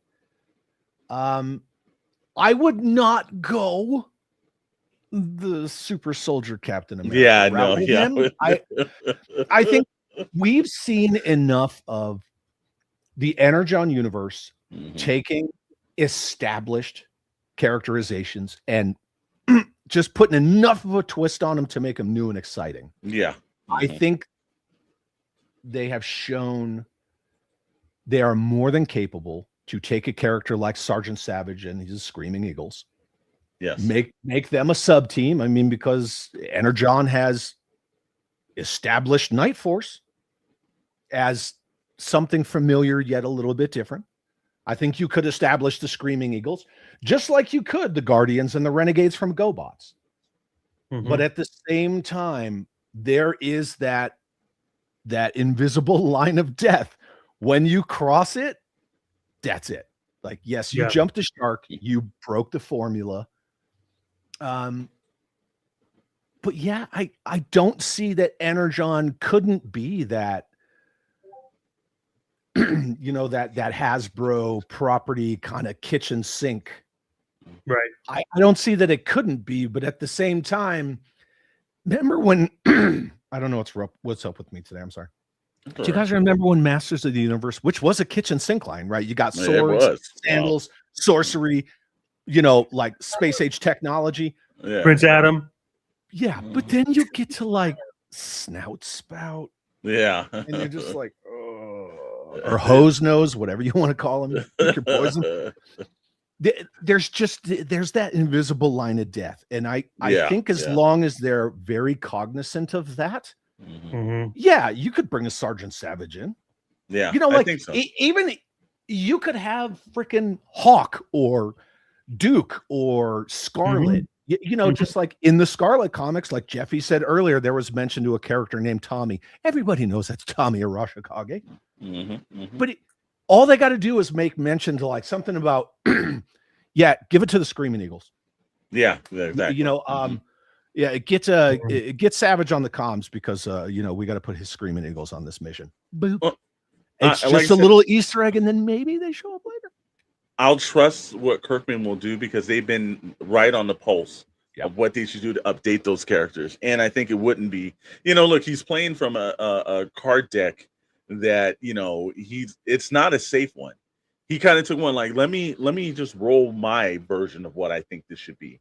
And it's worked out, and it's worked out in a way it's breathing life back into a lot of characters. Look, there's a lot. People are still excited about Transformers. Transformers does well. There's a little bit giant of talking robots. It translates all cultures. G.I. Joe is kind of like teetering on the point where there's not a lot of things that's kind of helping it. And I think that more and more the team is kind of like, not doing the stewards of the line well. And M.A.S.K has just been, I think Lowell Subjects has destroyed M.A.S.K's reputation in every piece of it. So all the good faith that was there, they ruined it. I think the minute that the animated show drops, that's going to be the thing where Hasbro's like, oh my God, now we need to start doing toys because that thing is probably going to do well. And that's the problem with all of these, pardon me, all of these really large corporations. Not just, but in that sort of like entertainment pop culture bubble in general, they're always kind of behind the curve. It's like the thing with Grogu back in the day. Where's all the Baby Yoda merch? Okay, well, give us a minute. And then there was too much. Catch up. Yeah, I think where this is the part where I think if you have like an independent company, right, and you take Ramen Toys, you take Valverse, you take whatever, and you look and you go, okay, well, like if I was Hasbro and I was looking and I said like, okay, well, why does Ramen Toy and then Bobby Valor, why are they able to get stuff out that everyone is super hyped about and it just sells, right? And it's because I feel like, Hasbro, when they're looking for people to run these brands or do these releases or be ahead of the curve, it's like, well, where did you go to college? Not like, let's see your toy collection, right? Like, what are you passionate about? If you give me somebody that's extremely passionate about G.I. Joe, has the finger on the pulse, you're going to make properties that are going to sell out. You are. There's just no way. And I think that if from a toy perspective has to be the education you're looking for instead of like, did you go to Harvard or Yale? It's like, what is your collection like? How deep do you run? Right. Yeah. And that's part of their issue. So like everything that you just brought up, Chet, it's the same thing as the Toys R Us model. Like anyone who worked for Toys R Us back in the day, everyone has the same story. I'm an action figure collector. They made me work in friggin' board games. Because they don't want people who are passionate about this stuff on those aisles. Which I don't understand that, because you get somebody in the action figure aisle and a mom comes down there with their kid like, oh, is there anything? Oh yeah, well, there's this line, there's that line, and this price point. And then they got like, this one IP's got 3 different price points and this, that, and they've got this many accessories and this kind of articulation. And this one's sturdy enough. You like Masters of the Universe where a kid can like just smash them together like this and they're great, but you don't do that with a Transformer, with things like that.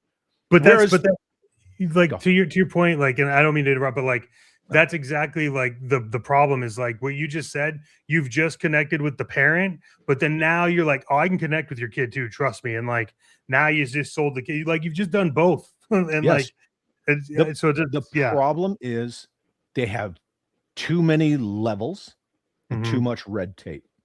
when you get in these giant corporations. And the interesting thing is, it's not all giant corporations. The way that if Kenzo's Creation's still here, I love the guy to death. He's a super Masters of the Universe junkie, right? Kenzo and I have talked about my jealousy of Mattel and Motu numerous times, because Motu died a very gory death in 1987. Like, they killed themselves. Mattel learned their lessons. They came back with the 2000X line. They came back again. They came back again. They just put out a new Eternia. Does anyone see Hasbro putting out a new USS Flag or a new Defiant? No. You know why? Because they're chasing Marvel and they're chasing Star Wars. Yeah. Whereas Mattel says, look, this is ours. This is our baby. We're going to bring it back. We're going to do it with love. And yes, Mattel is a big corporation as well, but there's something about Hasbro. When 3POA had Ryan Ting on, if anyone has not seen that live stream, please go watch it, because Ryan Ting, he gives a lot of insight into all of the roadblocks that happen at Hasbro when you try to get something made. Bobby Vallis talked about it numerous times. He and I have discussed it. I've had so many other people from Hasbro on my channel, and they all say the same thing. Like, the powers that be, they want money, but they don't want money from better products or more products. They just want money. They just think that the money's just going to happen. So it's just weird, man. I don't get it.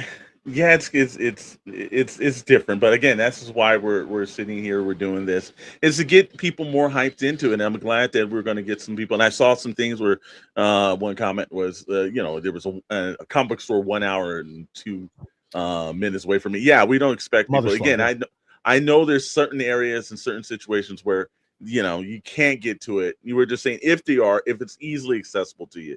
Then try to walk into it. I was going to say really quick about that. I was in that same situation when I was in Georgia. I was just kind of like far away from everything. Yeah.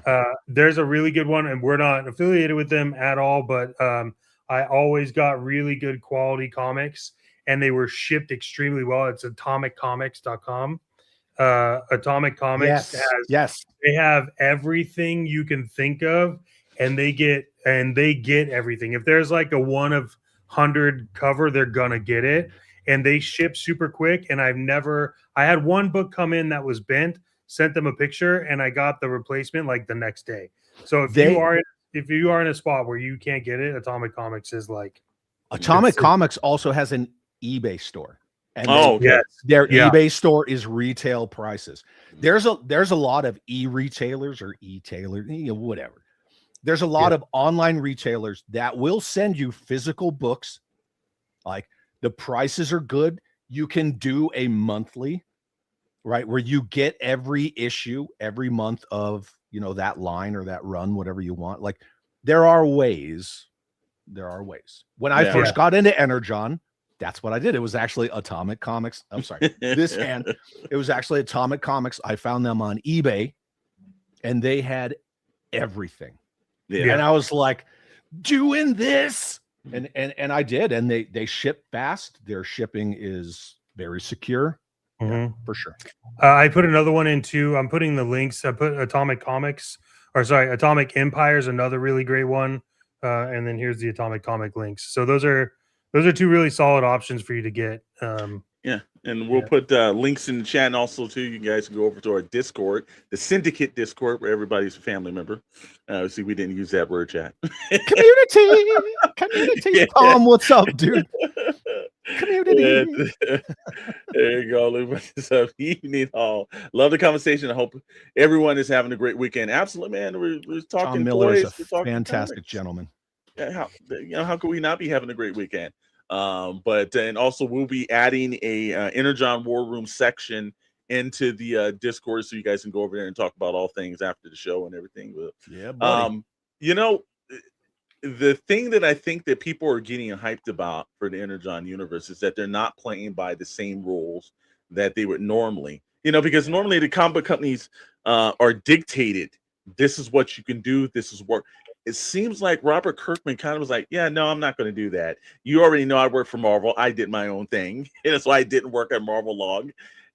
This is how it's going to go. And you guys are going to fall in line. And it seems that they're finally at the stage where they're like, well, it's going to push more stuff out. Let's let them do that.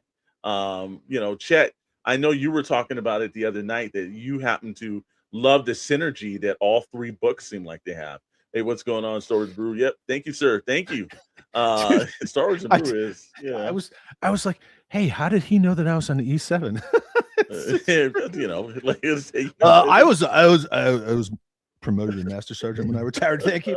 I'm sorry. Go ahead. I didn't realize it's right behind my head. Well, but hey, good observation, Star Wars and Brew. It's not intentional. I know. Yeah. I think you stream from this room. Did you dye your beard, Chad? No. Wow, man. Yeah. Look at that. Come on, look at that skunk line, baby. No. Yeah. Welcome in, George. Good to see you, George, all the way from the UK. Thank you so much. Going across the pond. Now we're at issue 30, and we've been seeing how this is going. Like, how many times every month can we be surprised? It puts the joy back in the comics, but like I gotta be honest with you, I don't know where they're going. Usually in a comic book series, or sometimes it's like they kind of like set the pins up. I am taking pleasure in every issue that I pick up. I'm surprised. I think that is just a testament to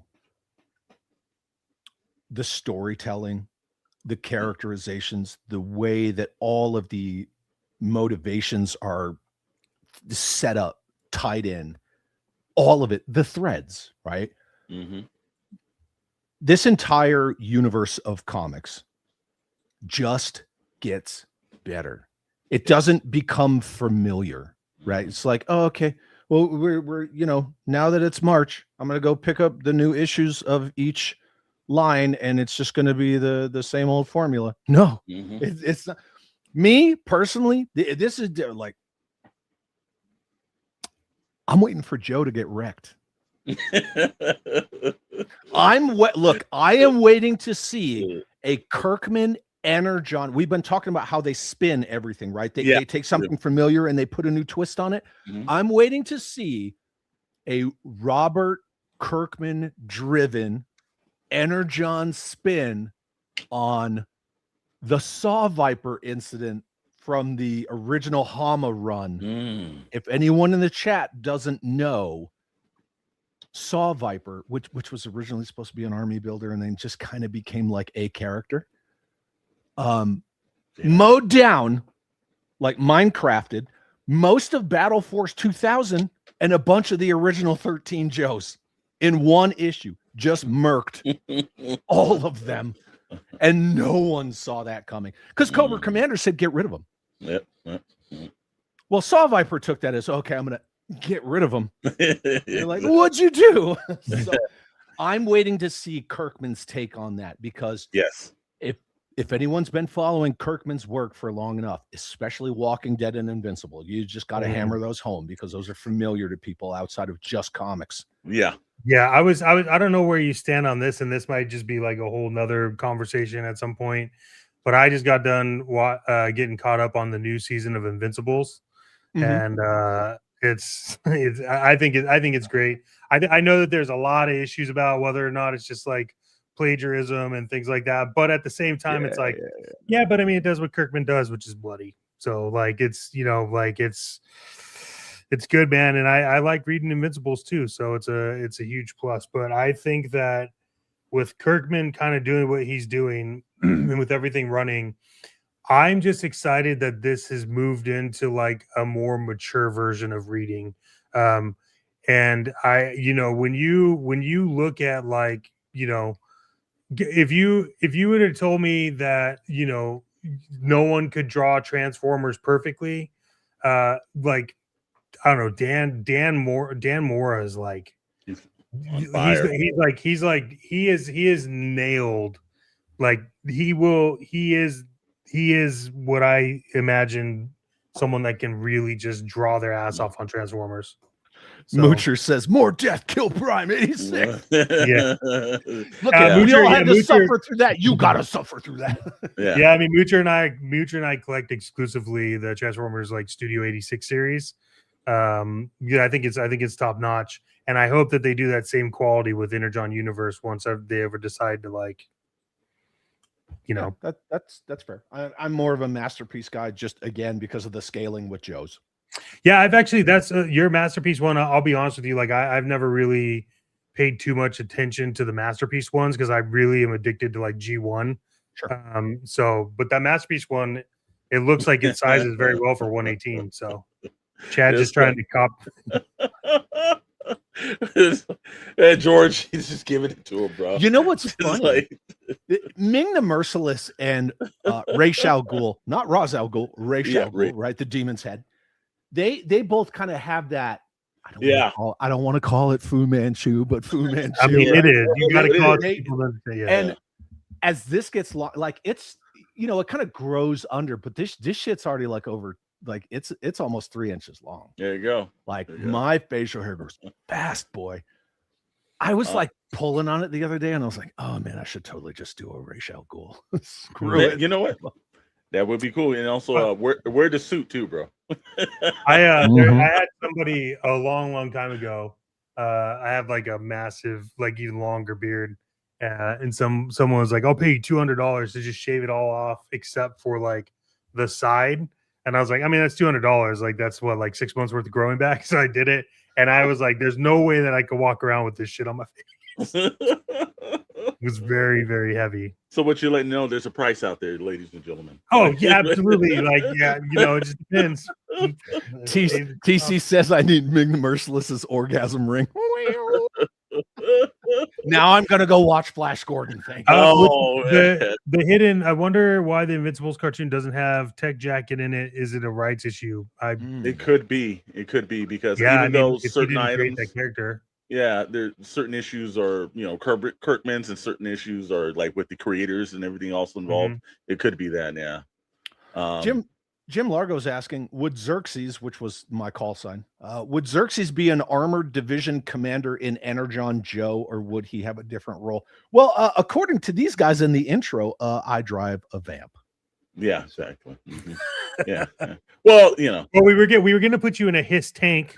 To be honest with you, it's perfect because I was heavy weapons infantry, right? So yeah we were in up armored vehicles, Mat V's, Humvees, MRAPs, etc. So yeah, it worked. To do that all favor, Steve kind of did the intro, and if you ever watch your channel, Steve has an occupation of fucking things up. Hey, look, I loved it. I loved it. So. You should see the first version he did. I said, that looks nothing like him, man. You go back and do this again. So, Commander Bly knows Steve. He knows it's all good. I love it. Yeah. But yeah, man, I think that we're getting our point in. Everybody's getting jazzed up. You guys know now you got some homework assignments. Because this stream gives you homework assignments, whether it's on digital or everything else like that. We're going to start. We didn't do a lot of spoilers, so that's the good part and everything. We didn't do a lot of spoilers, but we are going to start ramping it up. And like Chad said, there are guests lined up to be on, and we're going to try to bring this out to you. If there's one book that you guys feel like that we should tell everybody, hey, this is probably the one to start off if you're going to start your journey, because I started mine from 25 with Transformers and then had to work my way back. It didn't spoil it, but it made me go back and say, okay, this is good. And I was looking for the one that opens up that did the Transformer sound. I could never find that one. Gimmick. I was looking for the gimmick book. Oh, the issue that had the gatefold. Yeah, the issue 25, when you open it up, it does the Transformer sound. Yeah. And I could never find that book. But and then I was like, well, I'll just pick this one up. And I started reading from that point. But what do you guys think your reading library should be? Even that ash can that we all got on that Kirkman panel, that ash can's awesome. Yes. I still flip through it all the time when I'm out in my Joe room. It's right next to my desk. Yeah. Which, by the way, can we bring ash cans back? Like in a real way? Please bring ash cans back in a real way. Yeah. Okay, so I think for me, I have two different answers. So if you if you want to start, Steve and I have beef. Yeah. If you want to start off and completely understand everything, I definitely think you should start with Void Rivals Trade Back. I think that one will spark your curiosity. You could definitely get into Cobra Commander. You could do Duke. I think what triggered me is like my fandom. I was more of a fan of Transformers than I was the other branches, and so that Void Rivals like triggered that for me. Now, if you want to get into like the craziness that's happening, I think a great starting point, especially because it's where the art switches from the previous artist to Dan Mora, is 25. Transformers Energon 25 does a great recap, a really good scene with Megatron coming in. Afternoon, guys. I know nothing of Energon Universe, so it's very interesting. Well, we hope you enjoy and come back. So I would say, yeah, Void Rivals for me would be like, hey, this should spark your interest, kind of like dig you down there, and then 25. Mr. Storm. I think 25 is a perfect jump on point. If you're going to start reading this series and let's say you don't have the time to go back, I would pick up the trade paperbacks. I think it's going to be a little bit more cost efficient for you because it's going to be kind of hard to get some of these other issues. They did kind of sell out and everything. I know they did some second printings, but if you're going to start off and you're going to get the sense of excitement, 25 did a great job, and Robert Kirkman at that point took over Transformers 25. I think that will get you the hype in it where it will invigorate you to read the other books. Then I would tell you Void Rivals 1. It's been very rare. I'm a huge comic book fan, read it almost all my life. It was the first time that a first issue had excited me since probably like my youth in the 80s. I picked it up, I read it, I was like, this is a perfect origin read to get me to want to go and read another book. Robert Kirkman and the Josh Williamson and the other guys over there have done a point of comics used to be your monthly fix. They got you. You read the issue, and then at the end of the issue, it was enough where it enticed you enough. I've got to buy the next one, and you were hooked. Yeah. Mm-hmm. That's exactly what he has done with Void Rivals 1. I read Void Rivals 1 and immediately said, I got to read the second issue now. And it's been a very long time. I think a lot of comic books now dilute the process because there's too many slash creatives in there and they have their own ideas. Instead of just learning that it's an advertisement thing and you want to sell your next product. That's what the Energon Universe has done so well. So 25 for Transformers. I think any issue you pick up of G.I. Joe, Josh has done a great job of writing this. And I say this because I know Josh personally. So it's like he's done a great job of writing the series. And then Void Rivals 1. Chat, what about yourself, brother? You know what? I was actually just typing a reply to Father Son Galaxy. Go ahead. At least you're here now, my friend. Now, when you guys are talking in the chat, saying stuff, I try to type back rather. I'm not going to interrupt. I'd much rather have you interrupt me, man. Interrupt me when you can. Okay, I'm going to take a different approach to this question. I think my answer is going to say it depends on what your interests primarily are in regard to all the different characters, IPs, because even with the Joe aspect of Energon, it didn't start with G.I. Joe. Yes. It started with individual character runs. Duke, Cobra Commander, Scarlet, Destro, right? Like that's what it started with. And then they brought all of Joe in. Yeah. So you can't just go to Joe if you're like more of a Joe guy like me. You have to go Cobra Commander or go Duke. I think that's really what it boils down to. What character are you more invested in that's going to get you to want to delve into the wider universe that is Energon? Is it Optimus Prime? Is it Starscream? Is it Megatron? Because if it's Megatron, then you got to go to Cobra Commander, not Transformers. Yep. And the thing is, one, I think that everybody needs to like look at the products that are out there. Like I know that Chet said he's gonna, put like the reading order and all that stuff out.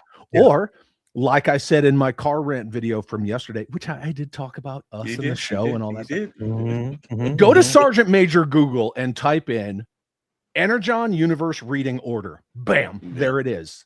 So you can have it on the go, like we talked about having stuff on digits, or you can look at all the awesome products that Chet put a lot of time into. I think it just depends on where you want to start. If you're more interested in something new, then yes, start with Void Rivals #1 because you're going to go there anyway. But if you're more like, man, like who doesn't love, old freaking bumper face? I'm going to go to Cobra Commander #1. Okay. But then you're going to have to do a little bit of moving around.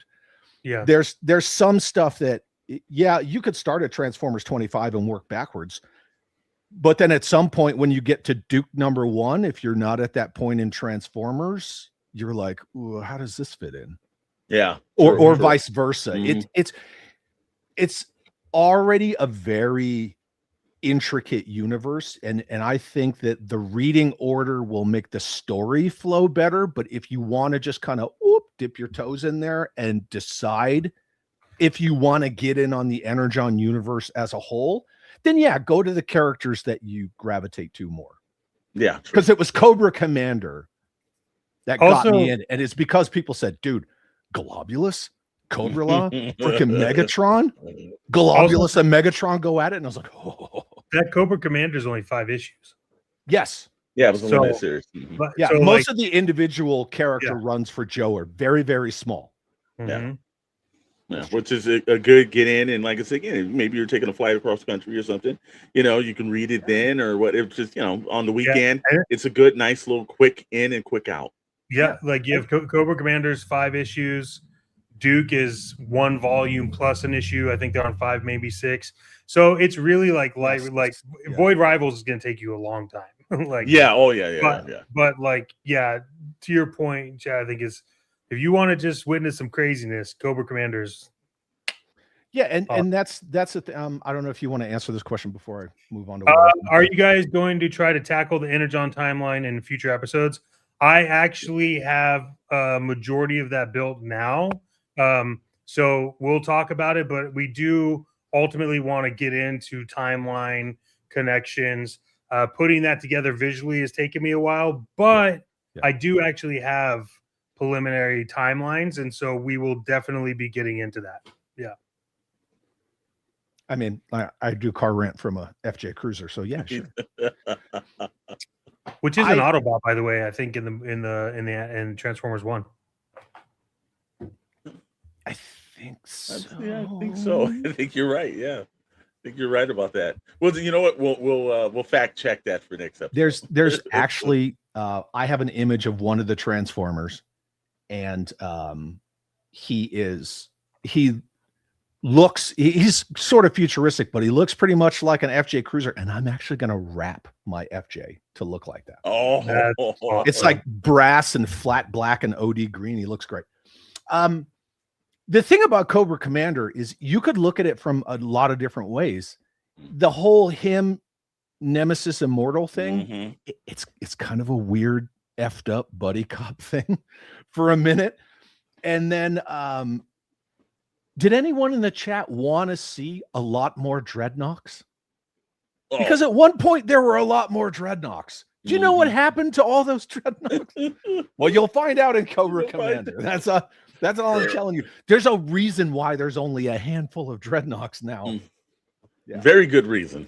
it works so well because when they first introduced the Dreadnoks in Cobra Commander, you're like, who are all these? You also like, I mean, this cover, like, I don't know why you it's so good. Like, come on, the profile, like the just where they're going with this. I mean, I don't want to give this away if people can read it, but I mean, that guy's he's just a stain on the snow. Yep, not going anywhere. So, and look at that version of the Commander. Go back to that. Which one? The very top? Look at that. Yeah. There you go. That is the night. You just passed it. Right there. Nope. Right. That one. That Cobra Commander Yeah. That's the 90s Cobra Commander. It is. He's awesome. It's so awesome how they do that. It's barely a footnote, but it is such a freaking awesome Easter egg. The first time I saw this, and I'm like, oh, was that Cobra Commander version 4 or something, 5, whatever. But I looked at it and I'm like, oh man, put him in his 90s red visor getup. This is issue 1. I know it's issue 1, but what I'm saying is, like, toy wise, this is one of the last action figures of Cobra Commander. Yeah. And people used to rip that faceplate off just to look at his weird, no detail face. I think he's great, man. Huge fan. I have a thing for, like, I'm a huge fan of Destro and Cobra Commander. One of my favorite ones I got was like Once a Man, and I think it's just because of the colors. I definitely know it has nothing to do with this, but I think a lot of these original, unique ones like this is like, got to bring that back. They're just not doing it. Yeah, I'll pull up a couple of comments right here. This one says, speaking of the timeline, understand this is the first show. Where do you begin from here on the timeline wise? And so you're all over the place. Maybe character development topics first, then the story. Yeah, I mean, I think this is something where, like, let us know. Like, put it, if you're on the replay cruise rewatching these, put them in the chats. Like, let us know what you want. We'll watch ours. Chad watches his. Like, we talk all the time, so we will figure it out. I think it sounds like maybe we should just start and maybe we tackle Cobra Commander and we just start on that. And maybe let's just do that. Next episode, we'll get into Cobra Commander. The last part of the show, we'll talk about like recent events or whatever. But yeah, we'll get into Cobra Commander because I do think you're right. I do think that is important to even getting into issue 25. Had you read Cobra Commander, you'd understand what was going on in there. So yeah, we'll do that. Cobra Commander. Yeah. I think we can do that also too. Again, and we'll put some time and effort into the Discord and drop that into the. We'll do an Energon War Room area, and we'll break down some timelines, and we'll have a doc in there as well. So if you guys pop in over there at the Syndicate Discord, you'll also get that in. You also can throw all your questions in, because I know YouTube does a bad thing sometimes of erasing comments after a while, but it doesn't erase on the Discord. And we'll throw a link up in the chat for you guys to head over to the Discord, because we'll be talking about that a little bit more. So, I think it's gentlemen, I think it's time for us to wind down a little bit, because we've been energizing ourselves out and everything. Want to save some stuff, but I know that while we're done this week, because we normally do like Mondays and then Wednesdays and Fridays, and now we're doing Saturdays and everything. But Chad still got to check one tomorrow and everything. Check out Maddox and Storms SKN. Thank you, sir. Thank you. Appreciate that. It's not just us too. It's also our buddy Sarlacc Digest podcast and also Blitz Transmissions. Yep. And we got some game, everything that it's a home for everything. You don't have to worry about being in there. It's just Star Wars. No, you can say whatever you want to do. And there's a lot of cornucopia of fun. It is. But I know you've got a live stream tomorrow. And, I guess, the thing in the room is you had one planned. Obviously, events changed and everything. So, if people aren't a member of your channel, then they're losing it, because they should be in that members only one before this. It's like a nice warm up to get you going, and then you get into the regular stream. So what number one, the times tomorrow, and what's the main subjects that you're breaking down?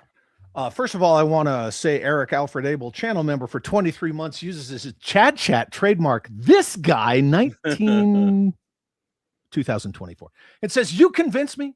I'm going to check it out." Awesome, Eric. That's what we love to hear. Let's see. So yeah, if you're not a subscriber to my channel, it's free. Come on over. Most people are. And if you're just seeing this mug for the first time, nice to see you. So my channel members, who affectionately call themselves the Chad Holes, I do a members only pregame every Sunday at 4 p.m. Eastern, 1 p.m. Pacific. We talk about toys, we talk about movie news, current events, like whatever, gaming stuff, any kind of like nerd culture type stuff. We'll just blast it out, right? Pickups, people send me stuff. whatever, I about open toys, yell about stuff. But what I like to do with my channel members that is just exclusive to them, a lot of times when I record a new video, I record it with them as like a live studio audience. So they get to watch me like flub and fumble and misspeak and start over. And then they'll try to like crack me up. And it's a fun shit show. So it's pretty awesome.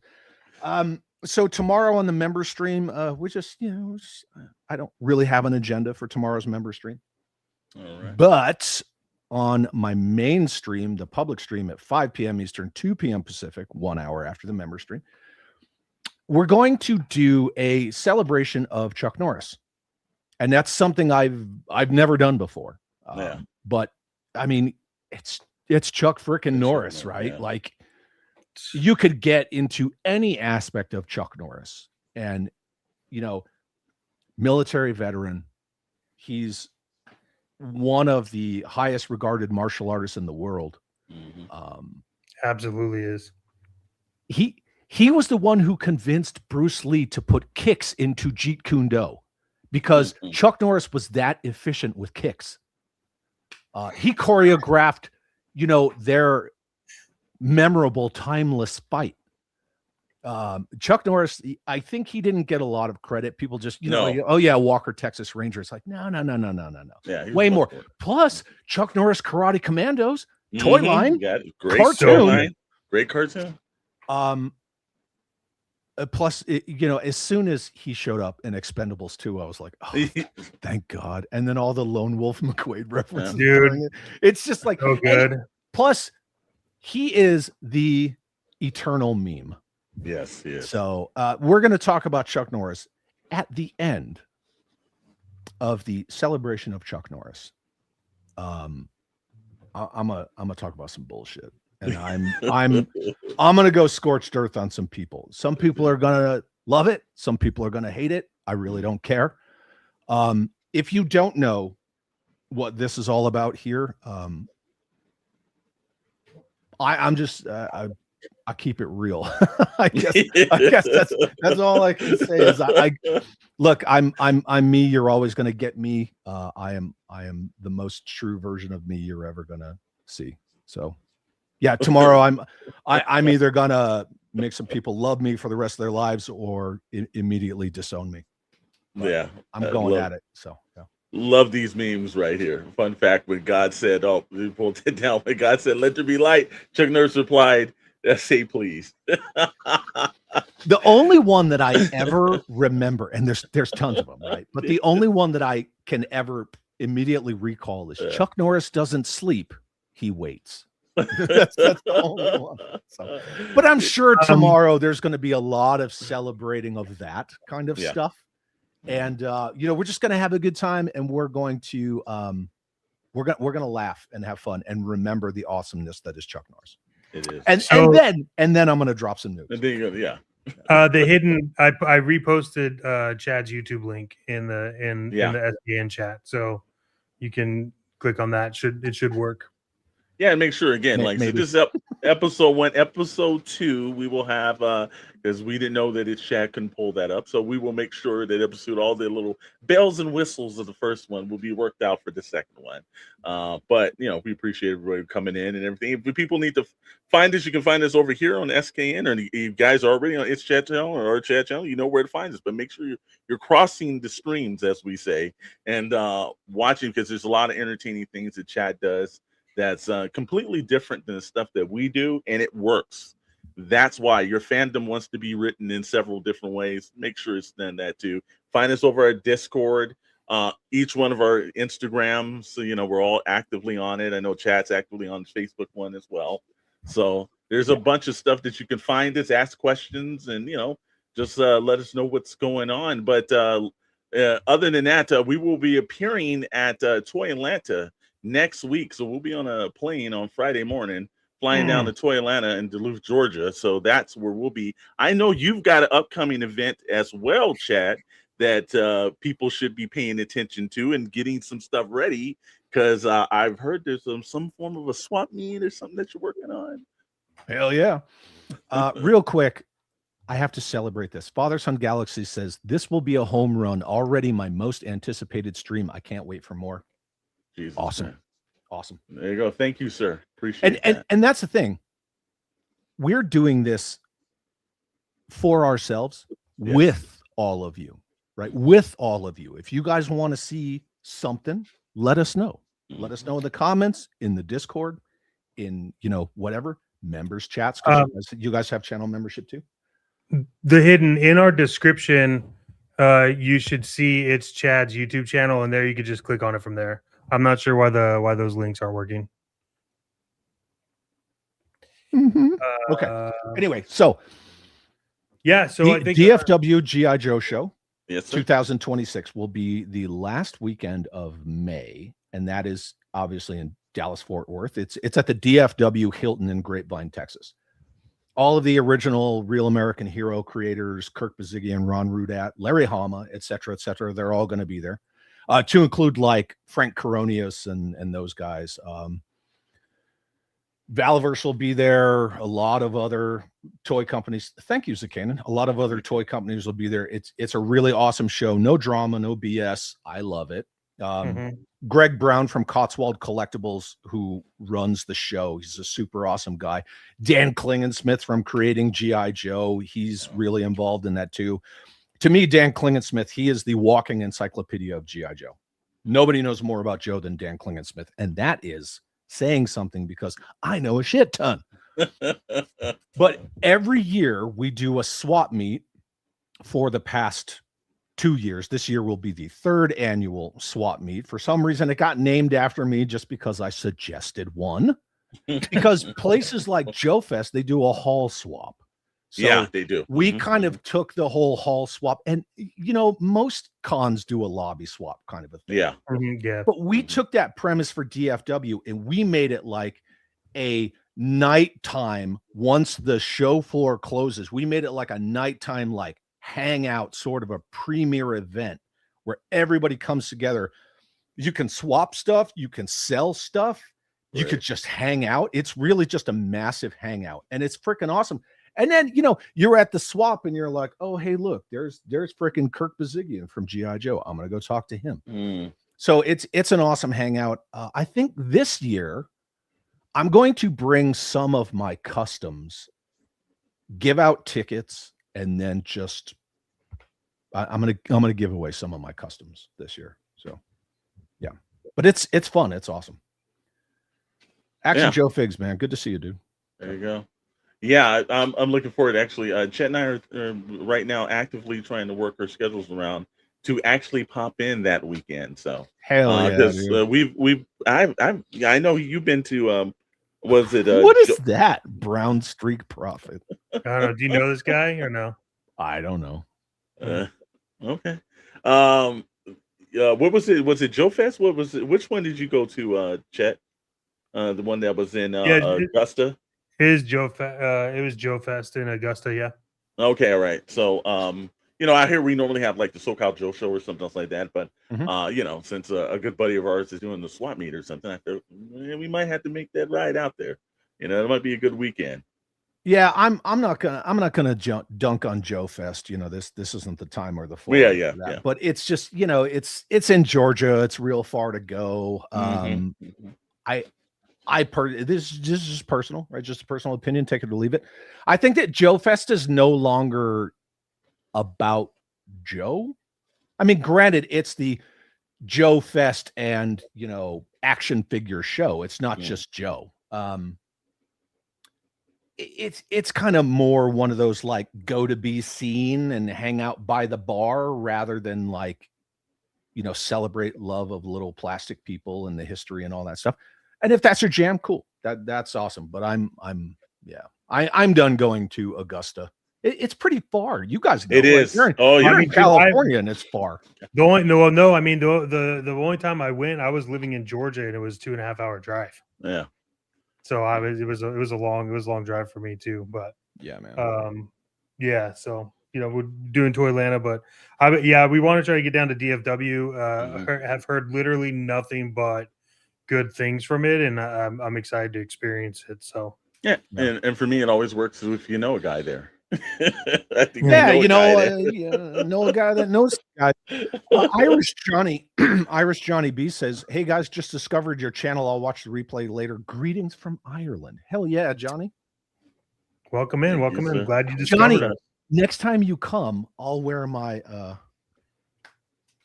my hat that I got from Ireland just for you. Ooh, all right. see, already getting the love, man. There you go. There you go. So I think so we're in agreement. I will work on the timeline for Commander. Mhm. The next time we get together, we will be going over Commander Cobra. I'll have the timeline set up. It'll be visuals. We'll get all that stuff done. So if you want to do homework for the next one, let's talk Commander Cobra, and we'll start there because I do think that's probably the best place to start. Rad. And I'm gonna go find out who this brown streak dude is. Yeah, I could. Every now and then you just get some, something a little different. No, it's all good. Look, you guys know me well. So three times out of five, when I see something like that, I'm like, yeah, I probably dragged that in here on my show. Come on. You're fine. You're fine. Zakanan says he's handled. There, Okay, cool. I thank you, sir. And I thought he would handle that. Look, I'm all actually for it. I'm like, bring it on. Let's go. Come on. We gotta make Zakanan a mod of our channel so he can do this. Most definitely. He created the account 4 days ago. Color me shocked. Wow. Well, we'll also let Probably people know one of those toy activists. Troublemakers are not tolerated. We will kick you from it. So we don't give a shit. If you're gonna this be like is a that, place of fun. A place can of fun. Did you put your fandom out there? But your other opinions, leave that for the real world in front of your real friends. But let's leave that out here. Hey. Look, You know, I'm all about equal rights and lefts. So exactly. I think all of us are. Just meet us in person. You'll enjoy it. Yeah, we run that thing as like, you want to get the real walk up into the real world. It's a little different in the real world how reactions work. But keyboard warriors, type what you want to type. I have the best thing, by the way. I've been thinking about this like since encounters that happened at San Diego Comic-Con and forward, but I have a perfect prop for us, Chad, moving forward. When we see somebody like that, we just go like this. And we just hand them our keyboard because that's where they're the bravest. Hello, Mr. Keyboard Warrior. Hello. Okay. Just everyone hit that like button on your way out and close the gate after you. Yes, sir. Well, hey, thank you to everyone for hanging out on the inaugural Energon War Room. This is going to get deep into lore. Trekkies always find a way. This is going to get into lore. And look, like we said, next month, we'll be getting into Commander Cobra. We'll save some time at the end to kind of talk about what just recently happened. And then we'll decide what we're going to get into next. And we'll go from there. So, Chad, any final thoughts like Jerry Springer, or you feel good? For the love of toys and the warmth of scarves. No, that's Jay Bartlett's thing. No, I'm good. I appreciate everybody coming, hanging out, all the enthusiasm, the engagement. That's what it's all about, right? It's not about three faces talking. It's about all of you. So I'm glad people are into it. Yeah, absolutely. Yeah. Awesome. Well, it's Chad and Alexander Thunderstorm. I am Chet Maddox. This has been Energon War Room. Thank you all for coming and hanging out. We appreciate you. It's good to see you on both channels. Like we said, we will get this sorted out, which we already have sorted out on the back end. We figured it out already. So next time it'll be we'll be able to pop all the chats. Hell yeah. All the chats up because that's what everyone wants. All right, we'll see you guys all. Thank you again. You'll see it scheduled at some point in time within now and before it goes live. So we'll see you all. Thank you. Have a good night.